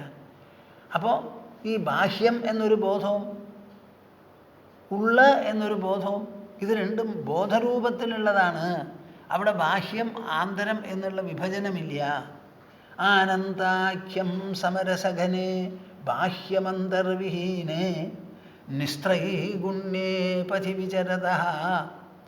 അങ്ങനെ നിസ്ത്രൈഗുണ്യമായിരിക്കുന്ന ഒരു പഥത്തിൽ സഞ്ചരിക്കുന്ന എനിക്ക് കോ വിധി കോ നിഷേധ. എന്താണ് വിധി, എന്താണ് നിഷേധം? നോക്കൂ, നമ്മുടെ രാജ്യത്തിൽ ഇങ്ങനെ പാടാനുള്ളവർ ചിലരുണ്ടായിരുന്നു. ആ പാട്ട് കേട്ട് അമ്പരന്ന് നിൽക്കുന്നവരുമുണ്ടായിരുന്നു. ആ പാട്ടിൻ്റെ മഹിമ മനസ്സിലാക്കാൻ കുറച്ചു പേരെങ്കിലും ഉത്സുകരായിരുന്നു. ശുഗമഹർഷി പരീക്ഷത്തിൻ്റെ അടുത്ത് ചെന്നപ്പോൾ 16 വയസ്സായ ഒരു കുട്ടി, കണ്ടാൽ നല്ല അഴക്, ഒറ്റ അഴകാ.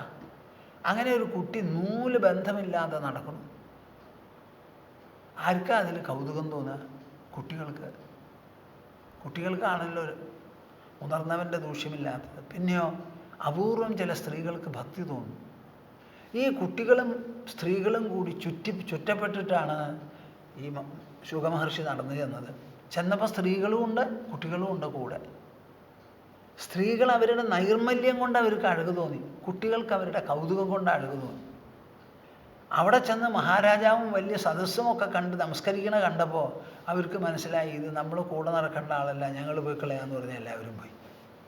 നോക്കൂ, 16 വയസ്സായ ഒരു കുട്ടി നൂല് ബന്ധമില്ലാതെ നടക്കുമ്പോൾ അത് കണ്ടിട്ടും അതിൽ അഭിനന്ദനവും ആകർഷണവും ഭക്തിയും ആദരവും തോന്നാനുള്ള ജനതയാണ് നമ്മുടെ വിശേഷാൽ. ഇന്നും ഇവിടെ അവധൂതന്മാരായി നടക്കുന്നവർ വടക്കേ ഇന്ത്യയിൽ കാണും. തെക്കേ ഇന്ത്യയിൽ അവർക്ക് സ്ഥാനമില്ല എന്ന് വയ്ക്കാം. നിസ്ത്രൈഗുണ്യേ പഥി വിചരതഃ കോ വിധി കോ നിഷേധഃ കസ്മാത് കോഹം കിമപി ച ഭവാൻ കോയമത്ര പ്രപഞ്ചഃ സ്വം സ്വം വേദ്യം ഗഗനസദൃശം പൂർണ്ണതത്വപ്രകാശം ആനന്ദാഖ്യം സമരസഘനെ ബാഹ്യമന്തർവിഹീനേ നിസ്ത്രൈഗുണ്യേ പഥി വിചരതഃ കോ വിധി കോ നിഷേധ. നിങ്ങളോടല്ലാതെ ഞാൻ ആരോടാ പറയുക? നോക്കൂ, ഭഗവാനെ സ്തുതിക്കുന്ന വലിയ വലിയ കീർത്തനങ്ങളുണ്ട്, വളരെ രസാവഹമായ കീർത്തനങ്ങളുണ്ട്, ഭക്തി നിർഭരം. അതേമാതിരി നമ്മുടെ ഉപനിഷത്തുകളിലൊക്കെ ബ്രഹ്മത്തെ സൂചിപ്പിക്കുന്ന പലതുമുണ്ട്. ഇതൊക്കെ ഉണ്ടല്ലോ. ഇങ്ങനെയുള്ള ശ്ലോകം വായിക്കുമ്പോൾ എനിക്ക് എൻ്റെ മനസ്സിൽ തോന്നുന്ന ആ സാമഞ്ജസ്യം എത്രയാണെന്നറിയാമോ? മറ്റതൊക്കെ പിച്ച വാങ്ങണം, അത്ര വിശേഷപ്പെട്ടതാണ്. എന്തിനാ ഞാനിത് പറഞ്ഞത്? സർവധർമാൻ പരിത്യജ്യ മാമേകം ശരണം വ്രജ. നോക്കൂ, ഇതങ്ങനെ സർവധർമ്മ പരിത്യാഗത്തിൻ്റെ ഒരു പാട്ടല്ലേ ഇതിവിടെ പറയുന്നത്. നിസ്ത്രൈഗുണ്യേ പഥി വിചരത കോ വിധി കോ നിഷേധ. നിസ്ത്രൈഗുണ്യേ പഥി വിചരത കോ വിധി കോ നിഷേധ. അങ്ങനെ ഒരാൾക്ക് ധർമാധർമ്മമുണ്ടോ? എല്ലാം കൂടിയിട്ട് ഒന്ന്.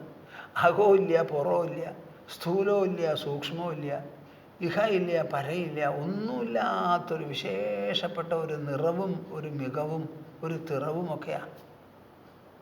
ഉദ്ധവൻ കൃഷ്ണൻ ദേഹം വിട്ടു പോകാറായി എന്നുള്ള വർത്തമാനം മനസ്സിലാക്കി അടുത്ത് ചെന്ന്, അങ്ങയുടെ പാദങ്ങൾ വിട്ടിരിക്കാൻ അരക്ഷണം പോലും എനിക്ക് സാധിക്കില്ല, അങ്ങ് പോകുന്നിടത്തേക്ക് എന്നെ കൂട്ടിക്കൊണ്ടു പോണേ എന്ന് പറഞ്ഞ് പ്രാർത്ഥിച്ചുല്ലോ. ആ പ്രാർത്ഥിച്ച സമയത്ത് ആദ്യമായി കൃഷ്ണൻ ഉദ്ധവനെ നോക്കി പറയുന്ന ചില കാര്യങ്ങളുണ്ട്. 7 ശ്ലോകം 8 ശ്ലോകവും മറ്റുമാണ്. അതിൽ ആ ഒരൊറ്റ പറച്ചിലുണ്ടല്ലോ, ഹ്രസ്വമായിട്ടുള്ളൊരു ഉപദേശമാണ്. അതിലെന്തുമാത്രം കാര്യങ്ങളാണ് പറഞ്ഞ് മനസ്സിലാക്കുന്നത്. സമയവും അത്രയായല്ലോ. അർജുനൻ ഉപദേശിച്ചത് യുദ്ധം ചെയ്യാനാണ്. ഉദ്ധവൻ ഉപദേശിക്കാൻ പോകുന്നത് എന്താ? അങ്ങയുടെ കൂടെ ഞാനും വരണമെന്ന്. എന്ന് പറഞ്ഞാൽ ഈ ലോകം വിട്ട് എനിക്ക് വിട്ടു പോകാനുള്ള സമയമായി എന്ന്. അങ്ങനെ ഒരാളോട് പിന്നെ എന്താ പറയുക? ഈ പറഞ്ഞതല്ലേ പറയുക, സർവധർമാൻ പരിത്യജ്യ മാമേകം ശരണം വ്രജ എന്നല്ലേ പിന്നെ പറയാനുള്ളൂ. അത് ഉപദേശിക്കുന്ന ശ്ലോകമുണ്ട്. അത് കേട്ടപ്പോഴാണ് ഉദ്ധവന് മനസ്സിലായത്, അങ്ങ് പറഞ്ഞത് പറഞ്ഞ മാതിരി ഉടനെ ചെയ്യേണ്ടവനാണ് ഞാൻ. അങ്ങ് എല്ലാം വിട്ടു പോകാൻ പറയണു, എനിക്ക് പോകാൻ പറ്റുന്നില്ല എൻ്റെ പൊന്നു തമ്പുരാനെ. അതുകൊണ്ട് എൻ്റെ മനസ്സിലുള്ള മാലിന്യങ്ങളും ഭ്രമങ്ങളും മാറ്റി അങ്ങ് പറയുന്നത് പോലെ അങ്ങേ വിട്ടു പോകാൻ പറ്റുന്ന തരത്തിൽ എനിക്ക് ആ നില വരണം. അതിന് ഉപദേശിക്കൂ, അങ്ങേപ്പോലെ ഉപദേഷ്ടാവിനെ കാണാൻ വിഷമാണ് എന്ന് പറഞ്ഞിട്ടാണ് പിന്നെ ഉപദേശം തുടങ്ങിയത്. 24 അധ്യായം. അതിൽ ഈ ശ്ലോകം കേൾക്കൂ. പുംസോ അയുക്തസ്യ നാനാർത്ഥോ ഭ്രമസ്സ ഗുണദോഷഭാൻ കർമാകർമ്മ വികർമ്മേതി ഗുണദോഷധിയോ ഭിദാ. നമ്മളിവിടെ ധർമ്മം അധർമ്മം പലത് അനേകം വേണം വേണ്ട എന്നൊക്കെ പറയുന്നുണ്ടല്ലോ. ഈ പറച്ചിലൊക്കെ ആരെ സംബന്ധിച്ചിടത്തോളം ശരി? കൃഷ്ണൻ പറയണു, പുംസഹ അയുക്തസ്യേവ നാനാർത്ഥ. തൻ്റെ വ്യക്തിത്വം അങ്ങനെ സംഗ്രഥിതമാകാതെ ഛിന്ന ഭിന്നമായിരിക്കുന്നവർ മാത്രമേ ഇവിടെ അനവധി എന്നുള്ള ഒരു അലട്ടുള്ളൂ എന്ന്. മനസ്സും ബുദ്ധിയും ഇന്ദ്രിയവുമെല്ലാം അങ്ങനെ ക്രോഡീകരിക്കപ്പെട്ട് യോജിച്ച് സംയുക്തമായൊരു പേഴ്സണാലിറ്റി, ഒരു വ്യക്തിത്വമുള്ളവന് ഇവിടെ ഒരു നാനാർത്ഥ ഭ്രമവും ഉണ്ടാവില്ല എന്ന്. അയുക്തസ്യ പുംസഹ നാനാർത്ഥ. നമ്മുടെ മനസ്സും ബുദ്ധിയും അങ്ങോട്ട് യോജിച്ചിരിക്കുന്നില്ല. ബുദ്ധി പറയണത് മനസ്സ് കേൾക്കണില്ല. മനസ്സിന് ഇന്ദ്രിയങ്ങളെ വേണ്ടതുപോലെ നിയന്ത്രിച്ച് വ്യവഹരിക്കാൻ സാധിക്കുന്നില്ല. അങ്ങനെ ഒരു സാമഞ്ജസ്യമില്ലാതെ അസംഗ്രഥിതമായിരിക്കുന്നു നമ്മുടെ വ്യക്തിത്വം. അതിൻ്റെ പേരിലാണ് ഇവിടെ പലതുമുണ്ട് എന്നുള്ള ഭ്രമം ഉദിക്കുന്നത് എന്ന്. അപ്പോൾ പലത് എന്ന് പറയുന്നത് ഒരു ഭ്രമ. പുംസോ അയുക്തസ്യ നാനാർത്ഥോ ഭ്രമ സ ഗുണദോഷഭാഗ്. ഗുണദോഷം എന്നുള്ള ചിന്തയപ്പോൾ വരിക. എന്തിനാ ഈ ഗുണദോഷ ചിന്ത? ആരെയും ഉപദ്രവിക്കാതെ, ഒരാളെ പറ്റിയും ദുഷിക്കാതെ, ചിന്തിക്കാതെ കാലത്ത് എണീറ്റു, പല്ല് തേച്ചു, കുളിച്ചു, കിണറ്റിൽ നിന്ന് ഇത്തിരി വെള്ളം കോരി കുളിച്ചു, അങ്ങനെ കുറേശ്ശെ ആഹാരം കഴിച്ച് കൂടുന്ന ആൾ, ആ മനുഷ്യന് എന്ത് പാപ, എന്ത് പുണ്യ, എന്ത് സ്വർഗ, എന്ത് നരക? ഈ കശപിശ മുഴുവൻ വരണത് എപ്പോഴാ? നമ്മുടെ ഇന്ദ്രിയങ്ങൾ നിൽക്കാതെ ചാടുന്നു ചാടുന്നു, കുതിര ചാടുന്ന പോലെ. മനസ്സാണെങ്കിൽ ഭ്രമിക്കണു, ആശ, ദേഷ്യം, എന്തൊക്കെയോ അവിടെ. ബുദ്ധിയോ പല വിധത്തിലുള്ള ആലോചനകളും വിചാരങ്ങളും നൽകി മനുഷ്യൻ്റെ മനസ്സിനെ വിക്ഷേപിപ്പിക്കുക. ഇങ്ങനെ അയുക്തമായിരിക്കുന്ന ഒരു വ്യക്തിത്വത്തിന് മാത്രമേ ഈ ഗുണദോഷം എന്നുള്ള ഭ്രമമുള്ളൂ എന്ന്. കർമാകർമ്മ വികർമ്മേതി ഗുണദോഷധിയോഭിത. ആ ആള് കർമ്മം അകർമ്മം വികർമ്മം, എന്ത് കർമ്മമാണ് ശരി, എന്ത് കർമ്മമാണ് തെറ്റ്, എന്ത് കർമ്മമാണ് ചെയ്യാണ്ടിരിക്കൽ അകർമ്മം, ഇങ്ങനെ പലതരത്തിലുള്ള ആലോചനകൾ മനസ്സിന് വരികയാണ്. ഗുണദോഷധിയോഭിത. ഗുണം ദോഷം ഗുണം ദോഷം എന്നുള്ള ബുദ്ധി അത് പുറപ്പെടുന്നത് വ്യത്യാസത്തിൽ നിന്നാണെന്ന് മനസ്സിലാക്കുന്നില്ല. ഈ വ്യത്യാസമാണ് നമ്മളെ കുഴപ്പാക്കുന്നത്, കുഴപ്പത്തിൽ കൊണ്ട് ചാടിക്കുന്നത്. ആ വ്യത്യാസം പുറപ്പെടുന്നത് എവിടുന്നാ? മനുഷ്യൻ്റെ മനസ്സും ബുദ്ധിയും ഇന്ദ്രിയവും യുക്തമല്ലാതെ ഇരിക്കുമ്പോൾ അത് വേണ്ടതുപോലെ ഒതുക്കി കെട്ടി ഒരു യുക്തതയില്ല. കണ്ണിന് നല്ല വെളിച്ചമുണ്ട്, കാണാൻ നല്ല വെളിച്ചമുണ്ട്. വഴി നോക്കി നടന്ന് പോകുന്നവന് വല്ല പേടിയുണ്ടോ? പാമ്പ് കടിക്കുമോ എന്ന് പേടിക്കണോ? വഴി നോക്കി നടക്കുമ്പോൾ പാമ്പ് വരുന്നുണ്ടെങ്കിൽ നമുക്കറിയാം. ആ പാമ്പ് വരുന്നുണ്ടെങ്കിൽ നടത്താൻ നിർത്തുക, പാമ്പ് പോട്ടെ, എന്നിട്ട് അങ്ങോട്ട് പോവുക. പാമ്പിൻ്റെ മുകളിൽ ചവിട്ടാണ്ടിരുന്നാൽ മതി, അത് കടിക്കില്ല. രാത്രി വഴി നടക്കാൻ എന്താ വിഷമം? ഞാനൊരു ഗ്രാമത്തിൽ ജനിച്ചു വളർന്നവനാണ്. എൻ്റെ ചെറുപ്പകാലത്തൊക്കെ തെങ്ങിൻ്റെ കോച്ചാട കൊണ്ട് ചൂട്ടുണ്ടാക്കി കെട്ടി ഞങ്ങൾ വഴി നടക്കാറുണ്ട്. അതില്ലെങ്കിൽ ഓലക്കൊടി കൊണ്ട് ചൂട്ടുണ്ടാക്കും. ഞങ്ങളുടെ മഠത്തിൽ ജോലി ചെയ്യുന്ന ആശാരി ഉണ്ടല്ലോ, ആ ആശാരി വൈകുന്നേരം ആകുമ്പോൾ ചിലപ്പോൾ നേരം വൈകി പോകാൻ പുറപ്പെടുമ്പോൾ ഈ ചെത്തൂളുണ്ടല്ലോ അതുകൊണ്ട് ചൂട്ടുണ്ടാക്കി കെട്ടി അത് തീ കൊടുത്ത് അത് വീശിയിട്ടാണ് നടന്ന് 2-3 മൈൽ വീട്ടിലേക്ക് പോകാറുള്ളത്. അന്ന് എത്ര ആൾ മരിച്ചു പാമ്പ് കടിച്ചിട്ട്? ഇരുട്ടിൽ നടക്കണ്ട, വഴി നോക്കി നടക്കും. അതിനെന്താണെന്ന് വെച്ചാൽ അത് ഉപയോഗിക്കും. മണ്ണെണ്ണയ്ക്ക് ക്ഷാമം വന്നപ്പോൾ ഞങ്ങളൊക്കെ ഒരു ഗ്ലാസ് കൊണ്ടൊരു വിളക്കുണ്ടായി. അതിലൊരു മുക്കാലിയിലൊരു തീ ഇട്ടിട്ട് കുറച്ച് എണ്ണ ഒഴിച്ച് അതിൻ്റെ മുകളിലൊരു കിരീടം പോലെ ഒരെണ്ണം കെട്ടിത്തൂക്കി അത് കയ്യിൽ പിടിച്ച് ഞാത്തി ഗ്ലാസ് വിളക്ക് വെച്ചുകൊണ്ടാണ് നടന്നുകൊണ്ടിരുന്നത്. അപ്പോഴും നമ്മൾ വഴി നടത്താൻ നിർത്തിയിട്ടില്ല. അപ്പം വേണ്ടതുപോലെ നടക്കുന്ന ഒരാൾക്ക് എന്തിനാ ഗുണദോഷധിയോഭിത? ആരെയും ഉപദ്രവിക്കാൻ പോണ്ട, ഒരാളുടെ മെത്തല കയറാൻ പോണ്ട, അവരവർക്ക് ആവശ്യമുള്ള ഭക്ഷണം മിതമായി കഴിക്കുക, ആരിലും കുതിര കയറണ്ട. അങ്ങനെ ഒരാൾക്ക് എന്തിനാ ഈ ധർമ്മശാസ്ത്രവും അർത്ഥശാസ്ത്രവും ഒക്കെ? വല്ല ആവശ്യമുണ്ടോ? പ്രസവിച്ചിട്ട് അധികം ദിവസമായിട്ടില്ല, 10-28 അയ്യോ സംശയമാണ്. ഇന്നലെ മിനിഞ്ഞാന്നോ ഞങ്ങളുടെ ആശ്രമത്തിലേക്ക് ഒരു കുട്ടി വന്നിരിക്കുന്നു. ചെറിയ കുട്ടിയെ കയ്യിലെടുത്തിട്ട്, അതിനു മുമ്പ് പെറ്റു വളർന്ന കുട്ടി, ഒരു പെൺകുട്ടിയുണ്ട്, ഭർത്താവുണ്ട്, എല്ലാവരും കൂടി ആ കുന്നിൻ്റെ മുകളിൽ നിന്ന് 10-200 ചവിട്ടുപടി ഇറങ്ങി വന്നിരിക്കുന്നു കുട്ടിയെ കൊണ്ട്. ചിരിച്ചുകൊണ്ട് സംസാരിക്കുന്നു. എന്നിട്ട് ഒരു ആശ്രമത്തിൽ നിന്ന് പോണത് വേറെ ആരെയോ കാണാനാ. ഒരു കുഴപ്പമില്ല, കുട്ടി കിടന്നുറങ്ങുക, ഒരു കുഴപ്പമില്ല അവർക്ക്. കുട്ടി എന്തിനാ ഈ വഴി ഇറങ്ങി വന്നത്? ഒരു കുഴപ്പമില്ല, 28 ദിവസമായി എനിക്ക് ഇറങ്ങിയാന്താന്ന്. അതേ ഒരു സ്ഥിതി പണക്കാരൻ്റെയോ പഠിപ്പുള്ളവരുടെയോ കയ്യിലായ എന്തായി? എൻ്റെ അപ്പോ ഹെലികോപ്റ്റർ കൊണ്ടുവരും. എന്നിട്ട് ആ പെട്രോളിൻ്റെ സ്മോക്കൊക്കെ കുറക്കട്ടും ചെയ്യും. നമ്മളൊന്ന് മനസ്സിലാക്കണം, സുഖം ആരെയാ തുണയ്ക്കുകയെന്ന്. സുഖം പണക്കാരനെ തുണയ്ക്കുമെന്ന് നിങ്ങൾ വിചാരിക്കരുത്. ഇത് മുഴുവനും നമ്മുടെ വ്യക്തിത്വത്തിൽ ഒതുക്കവും നിയന്ത്രണവും ഇല്ലാത്തതാണ് നമുക്ക് കുഴപ്പം. നമ്മുടെ തോതനുസരിച്ച് നമ്മളൊരു ജീവിതം നയിക്കുക, അതനുസരിച്ച് സമ്പാദിക്കുക, അതനുസരിച്ച് ചെലവ് ചെയ്യുക, ഉള്ളത് കൊണ്ട് തൃപ്തിപ്പെടുക എന്ന് പറഞ്ഞാൽ തൃപ്തി എപ്പോഴും നമ്മുടെ കൂടെ ഉണ്ടാവും. പുംസോ അയുക്തസ്യ നാനാർത്ഥോ ഭ്രമസ്സ ഗുണദോഷഭാഗ് കർമാകർമ്മ വികർമ്മേതി ഗുണദോഷധിയോഭിത. അതുകൊണ്ട് എന്തു വേണം ഉദ്ധവ? ഉദ്ധവൻ ഇത്ര നാളും എൻ്റെ കൂടെയായിരുന്നു, എൻ്റെ മന്ത്രിയാ. എന്തൊക്കെയായിരുന്നു ഇവിടെ ആർഭാടങ്ങൾ, രാജകീയമാണ് ജീവിതം. ഇപ്പം അതൊക്കെ വിട്ട് സ്വമേധയാ ബദരികാശ്രമത്തിലേക്ക് പോവാണ്. തൻ്റെ ശരീരം മാത്രമേ ഉള്ളൂ. പിന്നെ അവസാനം ആവശ്യപ്പെട്ടു മെതിയടിയും കൂടി കെട്ടണമെന്ന്, അതേ ഉള്ളൂ, വേറെ ഒന്നും കൊണ്ടുപോകണില്ല. ആ പോകുന്ന സമയത്ത് തൻ്റെ സുഖത്തിന് കുറവ് വരരുത്, സംതൃപ്തി പൂർണ്ണമായിട്ടുണ്ടാവണം, ഇങ്ങനെ വഴിഞ്ഞൊഴുകണം. അങ്ങനെയുള്ള ഒരു നിലയിൽ വേണം പോവാൻ. തസ്മാത് യുക്തേന്ദ്രിയഗ്രാമോ യുക്തചിത്ത ഇദം ജഗത് ആത്മനീക്ഷസ്വ വിതതം ആത്മാനം മയ്യധീശ്വരേ. തസ്മാത് യുക്തേന്ദ്രിയഗ്രാമോ യുക്തചിത്ത ഇദം ജഗത് ആത്മനീക്ഷസ്വ വിതതം ആത്മാനം മയ്യധീശ്വരേ. അതുകൊണ്ട് എന്തു വേണം ഉദ്ധവ? യുക്തേന്ദ്രിയഗ്രാമോ.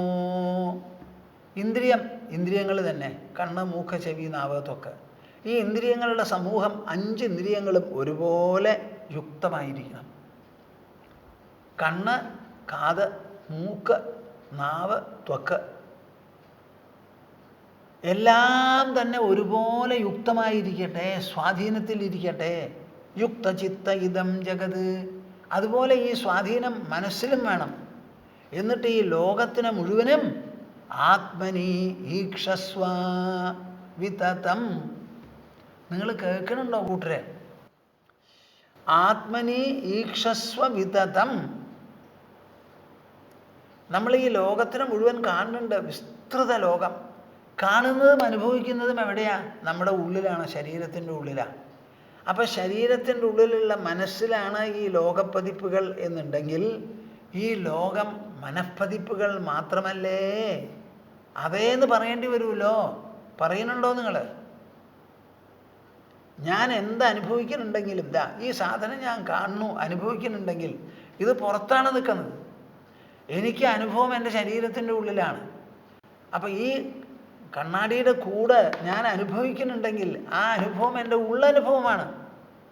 അതുപോലെ തന്നെയാണ് ഈ പ്രപഞ്ചത്തിലുള്ള സൂര്യനും ചന്ദ്രനും നക്ഷത്രങ്ങളും എല്ലാം തന്നെ അനുഭവിക്കുന്നത് ഉള്ളിലാണ്. ഉള്ളിൽ അനുഭവിക്കണമെന്ന് വെച്ചാൽ ഒക്കെ മാനസങ്ങളാണ്, മനസ്സിൻ്റെ പതിപ്പുകളാണ്. അപ്പം മനസ്സിലാണ് ഈ കാണുന്ന വിസ്താരം മുഴുവനും, ഈ കാണുന്ന പ്രപഞ്ചം മുഴുവനും. അപ്പം വിസ്തൃത ലോകം ലോകത്തിൻ്റെ അല്ല, മനസ്സിൻ്റെയാണ് എന്ന് മനസ്സിലാക്കൂ. അതൊക്കെ ആത്മവിലാസമാണ്, ആത്മവിസ്തൃതിയാണെന്ന് മനസ്സിലാക്കൂ. ആത്മാനം മയ്യധീശ്വരേ. ഈ ആത്മാവോ അതാണ് ഈശ്വരനിൽ എന്ന് പറയുന്നത്. അതിനെങ്ങാനും നിങ്ങൾക്ക് ഒരു ഹേതുവോ ഒരു ആധാരമോ കണ്ടുപിടിക്കണം എന്ന് തോന്നിയാൽ അതാണ് ഈശ്വരൻ. ആ ഈശ്വരനിലാണ് ഇത് മുഴുവനും പൊന്തിക്കിടക്കുന്നത്. അങ്ങനെ വരുമ്പോൾ നിങ്ങൾക്ക് എന്തത്ര പരിഭ്രമിക്കാനുള്ളത് ഇവിടെ? ഇതിൽ പാപമുണ്ടെങ്കിലോ പുണ്യമുണ്ടെങ്കിലോ എല്ലാം ആ പരമേശ്വരൻ്റെ തന്നെയല്ലേ. ആത്മാനം മയ്യധീശ്വരേ. ഇങ്ങനെ വരുമ്പോൾ ഒരു മനുഷ്യൻ്റെ സ്ഥിതി എന്താവും? എല്ലാ ഭേദഗണനകളും പോയി. പാപവുമില്ല, പുണ്യവുമില്ല, നല്ലതുമില്ല, ചീത്തയുമില്ല, വേണമെന്നില്ല, വേണ്ടാന്നില്ല, ഉള്ളില്ല, വെളിയില്ല, സ്ഥൂലമില്ല, സൂക്ഷ്മമില്ല. ഇങ്ങനെ ആയ ഒരു മനുഷ്യൻ എന്താവും? നിരുപദ്രവിയാവും. ഒരാളെയും ഉപദ്രവിക്കുക ആ ആൾക്ക് തോന്നില്ല.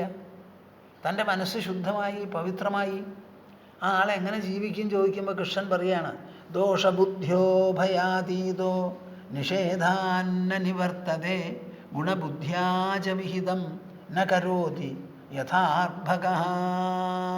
ഇത് ഞാൻ മുമ്പും ചിലയിടത്തൊക്കെ പറഞ്ഞ ശ്ലോകങ്ങളാണ്. ദോഷബുദ്ധ്യോ ഭയാതീതോ. ആ ആള് ഉഭയാതീതനാകുന്നു അത്രേ. അയാൾ ധർമ്മം തേടി ധർമാനുസാരിയായി നടക്കുന്നില്ല, അധർമ്മത്തിനെ തിരിച്ചറിഞ്ഞ് വെറുക്കുന്നുമില്ല. ധർമ്മം അനുസരിക്കുമ്പോൾ അധർമ്മത്തിൽ പേടിയാണ്. അപ്പം ധർമാനുസാരിക്ക് അധർമ്മം നിത്യഭയമാണ്. അത് രണ്ടുമില്ല അയാൾക്ക്. ഉഭയാതീതനമാണ് മനസ്സ്. അങ്ങനെ ഉഭയാതീതനായിട്ട് ദോഷബുദ്ധി കണ്ടുകൊണ്ട് ഒരു പ്രവൃത്തിയും ചെയ്യാതെ ഇരിക്കുന്നില്ല, ഗുണബുദ്ധി കണ്ടുകൊണ്ട് ഒരു പ്രവൃത്തിയും ചെയ്യുന്നുമില്ല. അപ്പം ദോഷങ്ങളോ ഗുണങ്ങളോ അല്ല ആ മനുഷ്യൻ്റെ പ്രവൃത്തിയെ പ്രേരിപ്പിക്കുന്നത്. ദോഷങ്ങളോ ഗുണങ്ങളോ അല്ല ആ മനുഷ്യൻ്റെ പ്രവൃത്തിയെ പ്രേരിപ്പിക്കുന്നത്. ദോഷപ്രവൃത്തി ചെയ്യാതെ ഇരിക്കുന്നില്ല, ഗുണപ്രവൃത്തി ചെയ്യുന്നുമില്ല. എന്നാൽ പിന്നെ എങ്ങനെ കഴിയണു എന്ന് ചോദിച്ചാൽ യഥാർഭക. ഒരു കുട്ടി എങ്ങനെയാണ് ജീവിക്കണേ? ആ കുട്ടിക്ക് വല്ല ഇഷ്ടാനിഷ്ടങ്ങളോ പാപപുണ്യങ്ങളോ ഗുണദോഷങ്ങളോ ഉണ്ടോ? ഇല്ല. ആ കുട്ടി എങ്ങനെ ജീവിക്കണു? അതേപോലെ ജീവിക്കണു. കുട്ടിയിൽ നിന്ന് ആർക്കെങ്കിലും എന്തെങ്കിലും ഉപദ്രവം ഉണ്ടാവാറുണ്ടോ? ഇല്ല. കുട്ടിയല്ലേ ഉപദ്രവിക്കണുള്ളൂ, കുട്ടി അങ്ങോട്ട് ഉപദ്രവിക്കണില്ലല്ലോ. അതുപോലെ നിരുപദ്രവിയായി നിഷ്കളങ്കനായി അങ്ങേ അറ്റത്തെ സാരല്യത്തോടുകൂടി ശിശുത്വത്തോടുകൂടി ജീവിക്കണമെന്ന്. ദോഷബുദ്ധ്യോ ഭയാതീതോ നിഷേധാന്ന നിവർത്തതേ ഗുണബുദ്ധ്യാച വിഹിതം ന കരോതി യഥാർഭകഃ. അങ്ങനെ ഒരു മനുഷ്യനെ പറ്റി വിവരിക്കുകയാണ് കൃഷ്ണൻ. സർവഭൂത സുഹൃച്ഛാന്തോ ജ്ഞാനവിജ്ഞാന നിശ്ചയഃ പശ്യൻ മദാത്മകം വിശ്വം ന വിപദ്യേത വൈ പുനഃ. സർവഭൂത സുഹൃച്ഛാന്തോ. ഒന്ന് കേൾക്കണപ്പം, അത് ഒന്ന് കേട്ടിട്ടെങ്കിലും നിങ്ങൾക്ക് ആ പുണ്യം കിട്ടട്ടെ. സർവഭൂത സുഹൃത് ശാന്ത. ആ മനസ്സാണ് എല്ലാ ഭൂതങ്ങളുടെയും സുഹൃത്താകുന്നത്. സർവഭൂത സുഹൃത് ശാന്ത. ശാന്തം എന്ന് പറഞ്ഞാൽ ഒരാശയും ഒരു ക്ഷോഭവുമില്ലാതെ പരമശാന്തമായിരിക്കുക. ജ്ഞാന വിജ്ഞാന നിശ്ചയ. ജ്ഞാന വിജ്ഞാന നിശ്ചയ. ആ മനുഷ്യന് നല്ല ദാർഢ്യം, നിശ്ചയബുദ്ധി വരണം. എങ്ങനെയാണ് നിശ്ചയം വരണത്? ജ്ഞാനം കൊണ്ടും വിജ്ഞാനം കൊണ്ടും. ജ്ഞാനം എന്ന് പറഞ്ഞാൽ എല്ലാറ്റിനെയും കുറിച്ച് മൊത്തത്തിലുള്ള ജ്ഞാനം. വിജ്ഞാനം എന്ന് പറഞ്ഞാലോ അനുഭവജ്ഞാനം. ഇപ്പം ഞാൻ നിങ്ങളോട് എത്ര തവണയായി പറയണു, ഈ കാണുന്ന സാധനം ദാ ഇവിടെ ഇരിക്കണു, തൊട്ടാൽ അറിയാം ദാ എന്ന് പറയുന്നുണ്ടല്ലോ നിങ്ങൾ. ഇതൊക്കെ അനുഭവിക്കണത് എവിടെയാണെന്ന് ചോദിക്കുമ്പോൾ നിങ്ങൾക്ക് സമ്മതിക്കേണ്ടി വരുന്നു ഉള്ളിലാണ് അനുഭവം എന്ന്. ഉള്ളിൽ ഇങ്ങനെ ഒരു സ്ഥൂല വസ്തു കിടക്കുമോ നമ്മുടെ ശരീരത്തിൻ്റെ ഉള്ളിൽ, മനസ്സിൽ? ഏതെങ്കിലും സ്ഥൂല വസ്തു പ്രവേശിക്കുമോ? പ്രവേശിക്കില്ല. എന്നാലും സ്ഥൂലാനുഭവമില്ലേ? ഉണ്ട്. അപ്പോൾ ആ സ്ഥൂലാനുഭവം സ്ഥൂല വസ്തുക്കൾ കിടന്ന് അനുഭവിക്കുന്നതോ അതോ ശരീരത്തിൻ്റെ ഉള്ളിലുള്ള സൂക്ഷ്മ മനസ്സ് സ്വയം രചിക്കുന്ന ഒരു സങ്കല്പവിശേഷമോ അത്? അപ്പം ഈ പ്രപഞ്ചം മുഴുവനും എവിടെയാ? മാനസമാണ്, മനഃകൃതമാണ്, മനസ്സിലധിഷ്ഠിതമാണ്, മനോരചനയാണ്. ഇതിങ്ങനെ ആലോചിച്ച് ഉറപ്പിച്ച് അതിൽ തീരുമാനം വരണമല്ലോ. അതാണ് ജ്ഞാനവിജ്ഞാന നിശ്ചയ എന്ന് പറയുന്നത്. ഈ ഉറപ്പങ്ങോട് വന്നു കഴിഞ്ഞാൽ പുറം ലോകത്തോട് ഒരാകർഷണവും നമ്മുടെ മനസ്സിൽ തോന്നില്ല. ഒരാകർഷണവും നമ്മുടെ മനസ്സിൽ തോന്നില്ല. പശ്യൻ മദാത്മകം വിശ്വം ന വിപദ്യേത വൈ പുനഃ. ഈ വിശ്വം മുഴുവനും എന്നാൽ വ്യാപിച്ചിരിക്കുന്നു എന്ന് കണ്ട് ആ ആൾക്ക് ഒരു വിധത്തിലുള്ള അപകടവും വരില്ലാതെ. ഈശ്വരനിൽ വ്യാപിച്ച് കിടക്കുന്നതാണ് ആ വിശ്വം, ഈ വിശ്വം. അപ്പം ഈശ്വരൻ നമ്മളെ ഉപദ്രവിക്കുമോ? ആ ഈശ്വര ദർശനത്തിൽ മാത്രം കൗതുകം തോന്നി അതിൽ മാത്രം പ്രവർത്തിച്ചു കൊണ്ടിരിക്കുന്ന ഒരാളെ ഈ ഈശ്വര പ്രകടനമായിരിക്കുന്ന വിശ്വം ദ്രോഹിക്കുമോ? പ്രപഞ്ചം ദ്രോഹിക്കുമോ? നിങ്ങൾ തന്നെ മറുപടി പറയും. അപ്പം ഈ പ്രപഞ്ചത്തിന് നമ്മളെ ഉപദ്രവിക്കാനുള്ള ഒരു സ്ഥാനം കൊടുക്കുന്നത് നമ്മളാ. എങ്ങനെ? അത് ഈശ്വര വിലക്ഷണമാണ്, ഈശ്വര അന്യമാണ് എന്ന് വിചാരിച്ച്. സർവഭൂത സുഹൃച്ഛാന്തോ ജ്ഞാനവിജ്ഞാന നിശ്ചയ പശ്യൻ മദാത്മകം വിശ്വം ന വിപദ്യേത മൈ പുനഃ. ഇതെന്തിനാ ഞാൻ പറഞ്ഞത്? സർവധർമാൻ പരിത്യജ്യ മാമേകം ശരണം വ്രജ അഹം ത്വാ സർവപാപേഭ്യോ മോക്ഷയിഷ്യാമി മാ ശുചഃ. ഈ ലോകത്തിൽ അനവധി എന്നുള്ളൊരു തോന്നലുണ്ടല്ലോ, അതിൽ നിന്ന് നിർഗളിക്കുന്ന ധർമാധർമ്മ ബുദ്ധിവിശേഷം അതിനെ അങ്ങോട്ട് ഉപേക്ഷിക്കൂ. അനേകമില്ല, ഒന്ന് മാത്രം എന്നിങ്ങനെ ശരണം പ്രാപിക്കൂ, മുറുകി പിടിക്കൂ. അത് ഞാൻ എന്ന് പറയുന്നതിൽ വിരോധമില്ല. ഗുരുസ്ഥാനത്ത് ഞാൻ ഇരിക്കുന്നു, എൻ്റെ ഗുരു കൃഷ്ണൻ മാത്രമേ ഉള്ളൂ എന്ന് വിചാരിച്ചോളൂ അർജുന, ഒരു വിരോധമില്ല. ഇവിടെ അനവധി മനസ്സിന്ന് പോയി ഒന്ന് സ്ഥാനം പിടിക്കണം എന്നുള്ളതാണ് കാര്യം. അങ്ങനെ സ്ഥാനം പിടിക്കുമ്പോൾ പിന്നെ കൃഷ്ണനൊന്നും വേണ്ട നമ്മളെ മോചിപ്പിക്കാൻ. ആ ഒന്ന് തന്നെ നമ്മളെ മോചിപ്പിച്ചോളും. അതെങ്ങനെയെന്നുള്ളത് ഉദ്ധവന് പറഞ്ഞു കൊടുക്കാൻ പോകുന്നത് ഞാൻ നിങ്ങളുടെ മുൻപിൽ വയ്ക്കുക. അപ്പോൾ 66-ാമത്തെ ശ്ലോകത്തെ ആധാരമാക്കി ഞാൻ ഇത്രയും നേരം പറഞ്ഞതെല്ലാം പുറമേ നിന്നും ഭഗവത്ഗീതയിൽ നിന്നും തന്നെ പലതും എടുത്തു പറയുകയാണ്. ഇവിടെ അനവധിയില്ല, ഒന്ന് മാത്രമേ ഉള്ളൂ എന്നതാണ് സത്യം. ആ അനവധിയെ വിട്ട് ഒന്നിനെ പിടിച്ചു കഴിഞ്ഞാൽ ആ ഒന്ന് എന്നുള്ള ആ ഗ്രഹണമുണ്ടല്ലോ, അത് തന്നെയാണ് നമുക്ക് മോചനം. അവിടെ പിന്നെ കൃഷ്ണൻ വന്ന് മോചിപ്പിക്കേണ്ട ആവശ്യമില്ല. എന്നാൽ കൃഷ്ണൻ അങ്ങനെ ഒരു പ്രസ്താവന ഇറക്കിയത് കൊണ്ട് ഇനി കൃഷ്ണൻ നമ്മളെ വന്ന് മോചിപ്പിക്കും എന്ന് ചിലർ വിചാരിക്കുകയാണെങ്കിൽ അതിന് വിരോധമില്ല. പക്ഷേ വാസ്തവത്തിൽ കൃഷ്ണൻ എന്ന് പറയുന്ന ആളിപ്പോൾ ഇല്ലല്ലോ. അദ്ദേഹം ശരീരം വിട്ടു പോയില്ലേ.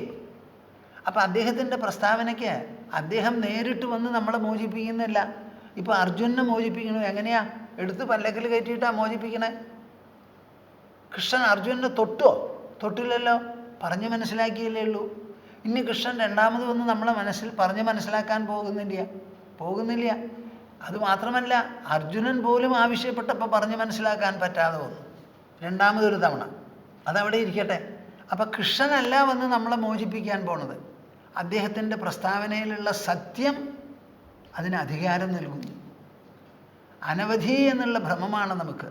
ആ ഭ്രമം പോണെങ്കിൽ ഇവിടെ ഒന്നേ ഉള്ളൂ എന്ന് മുറുകി പിടിക്കണം.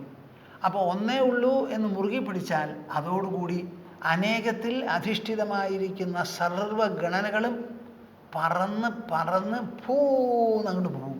അതിനൊന്നിനും സ്ഥാനമുണ്ടാവില്ല. യാജ്ഞവൽക്യൻ മൈത്രിയോട് പറഞ്ഞത് ഞാൻ പ്രത്യേകം എടുത്ത് പറഞ്ഞു. എല്ലാം ആത്മാവായി തീരുന്ന സമയത്ത് ആരെ കാണും, കേൾക്കും, എങ്ങനെ എന്നൊക്കെ പറഞ്ഞ് ഒരു ചോദ്യവും അവിടെ വരില്ല. ഒന്നേ ഉള്ളൂ എന്നുണ്ടെങ്കിൽ എവിടെ ധർമ്മം? വിലക്ഷണമായിട്ടുള്ള അധർമ്മം എവിടെ? എവിടെ പാപം? എവിടെ പുണ്യം? വിഭജനത്തിന് എന്താ സ്ഥാനം? അപ്പോൾ വിഭജനം മുഴുവനും പോകുന്നു, എല്ലാം അനന്യമായി തീരുന്നു. ആ ഒരു ഗണന മനസ്സിൽ വന്നു കഴിഞ്ഞാൽ പിന്നെ അത് തന്നെയാണ് മോചനം, അത് തന്നെയാണ് മുക്തി. ആ ആൾക്ക് പിന്നെ മുക്തിയില്ല, ബന്ധനവും ഇല്ല, മുക്തിയില്ല, വിധിയില്ല, നിഷേധവുമില്ല. അപ്പോൾ കൃഷ്ണൻ്റെ പ്രസ്താവനയിലുള്ള ആധികാരികത്വമാണ് നമ്മളതിൽ മനസ്സിലാക്കേണ്ടത്. അല്ലാതെ കൃഷ്ണൻ വരും എന്നിട്ട് നമ്മളെ മോചിപ്പിക്കും എന്ന് പറഞ്ഞിങ്ങനെ ഇരിക്കുകയല്ല. അങ്ങനെ ഇരുന്നുകൊണ്ട് തെറ്റില്ല. എന്താണെന്ന് പറഞ്ഞാൽ ആ പ്രസ്താവനയിൽ തന്നെ ആ മോചനാർത്ഥം അതിൽ അങ്കിതമാണ്. അപ്പോൾ അതിന് വിരോധമൊന്നുമില്ല, അങ്ങനെ ആയിക്കോളൂ. പക്ഷേ സത്യം അതല്ല. ഇത് കൃഷ്ണൻ പറയുന്ന പ്രസ്താവനയ്ക്കല്ല, എത്രയോ ശാസ്ത്ര പ്രസ്താവനകളുണ്ട്, ഓരോരുത്തരും പറയുന്നു. ഇപ്പോൾ ശ്രീമദ് ഭാഗവതത്തിൽ കപിലൻ അമ്മയോട് സംസാരിക്കുന്ന ഭാഗങ്ങളുണ്ട്. ഭഗവാൻ എന്നുള്ള അർത്ഥത്തിലാണ് അദ്ദേഹം സംസാരിക്കുന്നത്. എങ്ങനെ ആ കുട്ടിക്ക് അങ്ങനെ സംസാരിക്കാൻ സാധിച്ചു? അപ്പം ആർക്കും ഈ ആത്മാ എന്നുള്ള ഒരു സാക്ഷാത്കാരം വന്നാൽ കൃഷ്ണൻ സംസാരിക്കുന്നത് പോലെ സംസാരിക്കാം. അപ്പം അത് ഞാനങ്ങനെ പറഞ്ഞ് അവസാനിപ്പിക്കുകയാണ്. അതോടുകൂടി ഗീത കൃഷ്ണന് പറയാനുള്ളതൊക്കെ പറഞ്ഞ് അർജുനനെ കേൾപ്പിച്ചു കഴിഞ്ഞു. ഇനി ഞാൻ പറഞ്ഞത് കേട്ടുവോ, കേട്ടിട്ട് ഗ്രഹിച്ചുവോ, ഗ്രഹിച്ച എന്തായി, കാര്യം നടന്നുവോ എന്നൊക്കെയുള്ള ചോദ്യവും ഉത്തരവൊക്കെയാണ് ഇനി നിങ്ങൾക്ക് മനസ്സിലാക്കാനുള്ളത്. അപ്പം വാസ്തവത്തിലുള്ള തത്വോപദേശം കഴിഞ്ഞു. ഇത് ഞാൻ മുമ്പും പറയുണ്ടായി. 2-ാമത്തെ അധ്യായത്തിൽ ഏഷാ ബ്രാഹ്മീ സ്ഥിതി പാർത്ഥ നൈനാം പ്രാപ്യ വിമുഹ്യതി എന്ന് പറഞ്ഞപ്പോൾ തന്നെ ഗീതോപദേശം മുഴുവനായി. അപ്പോൾ അർജുനൻ ഒരു ചോദ്യം അതിനെ സംബന്ധിച്ച് ചോദിച്ചപ്പോഴാണ് നീണ്ടത്. അങ്ങനെ 3-മതും അവസാനിച്ചപ്പോൾ കഴിഞ്ഞു. ഏവം ബുദ്ധേ പരം ബുദ്ധ്വാ സംസ്തഭ്യാത്മാനമാത്മനാ എന്ന് പറഞ്ഞപ്പോൾ അപ്പോഴും ഒരു ചോദ്യം ചോദിച്ചു. അങ്ങനെ നീണ്ടു പോയതാ. അവസാനം എല്ലാം കഴിഞ്ഞ് പറയാനുള്ളത് പറഞ്ഞു കഴിഞ്ഞു. സർവധർമാൻ പരിത്യജ്യ മാമേകം ശരണം വ്രജ അഹം ത്വാ സർവപാപേഭ്യോ മോക്ഷയിഷ്യാമി മാ ശുചഃ. ഇനി എന്തു വേണം അർജുന? ഇതുവരെ പറഞ്ഞത് മുഴുവനും പൂർണ്ണമായി പിടിച്ചെടുത്ത് ഗ്രഹിക്കാൻ പറ്റിയില്ലെങ്കിലും ഞാൻ ഈ പറയുന്ന ഒരു വാക്കെങ്കിലും മുഴുവൻ പിടിക്കും, നല്ല പോലെ ഗ്രഹിക്കൂ. എല്ലാ ധർമ്മഘടനകളെയും പരിത്യജിക്കൂ, വിട്ടേക്കൂ മനഃപൂർവ്വം. സന്യാസം എന്ന് പറഞ്ഞാൽ ഈ വിടലാണ്. എന്നിട്ട് ഞാൻ മാത്രമേ ഉള്ളൂ, ഏകം ഏകം ഏകം എന്നുള്ളത് ആ ഏകം മുറുക്കി പിടിക്കൂ. അങ്ങനെ പിടിച്ചു കഴിഞ്ഞാൽ ഞാൻ എല്ലാ ബന്ധനങ്ങളിൽ നിന്നും പാപങ്ങളിൽ നിന്നും മോചിപ്പിച്ചോളാം. അപ്പോൾ ഒരു വാഗ്ദത്ത രൂപത്തിലാണ് കൃഷ്ണൻ അത് കൊടുക്കുന്നത്. ഇനി അതും അർജുനന് ആവശ്യമാണെങ്കിൽ ആയിക്കോട്ടെ എന്ന് പറഞ്ഞ് ഒരു മൂർത്ത രൂപത്തിലുള്ള ഒരു സത്യപ്രസ്താവനയാണ്. ഇനി കൃഷ്ണൻ ഫലശ്രുതിക്ക് പോവുകയാണ്. തൻ്റെ സംവാദം മുഴുവൻ കഴിഞ്ഞു. ഏത് ശാസ്ത്രത്തിനും ഫലശ്രുതിയുണ്ട്. ആ ഫലശ്രുതിയാണ് ഇനി പറയാൻ പോണത്.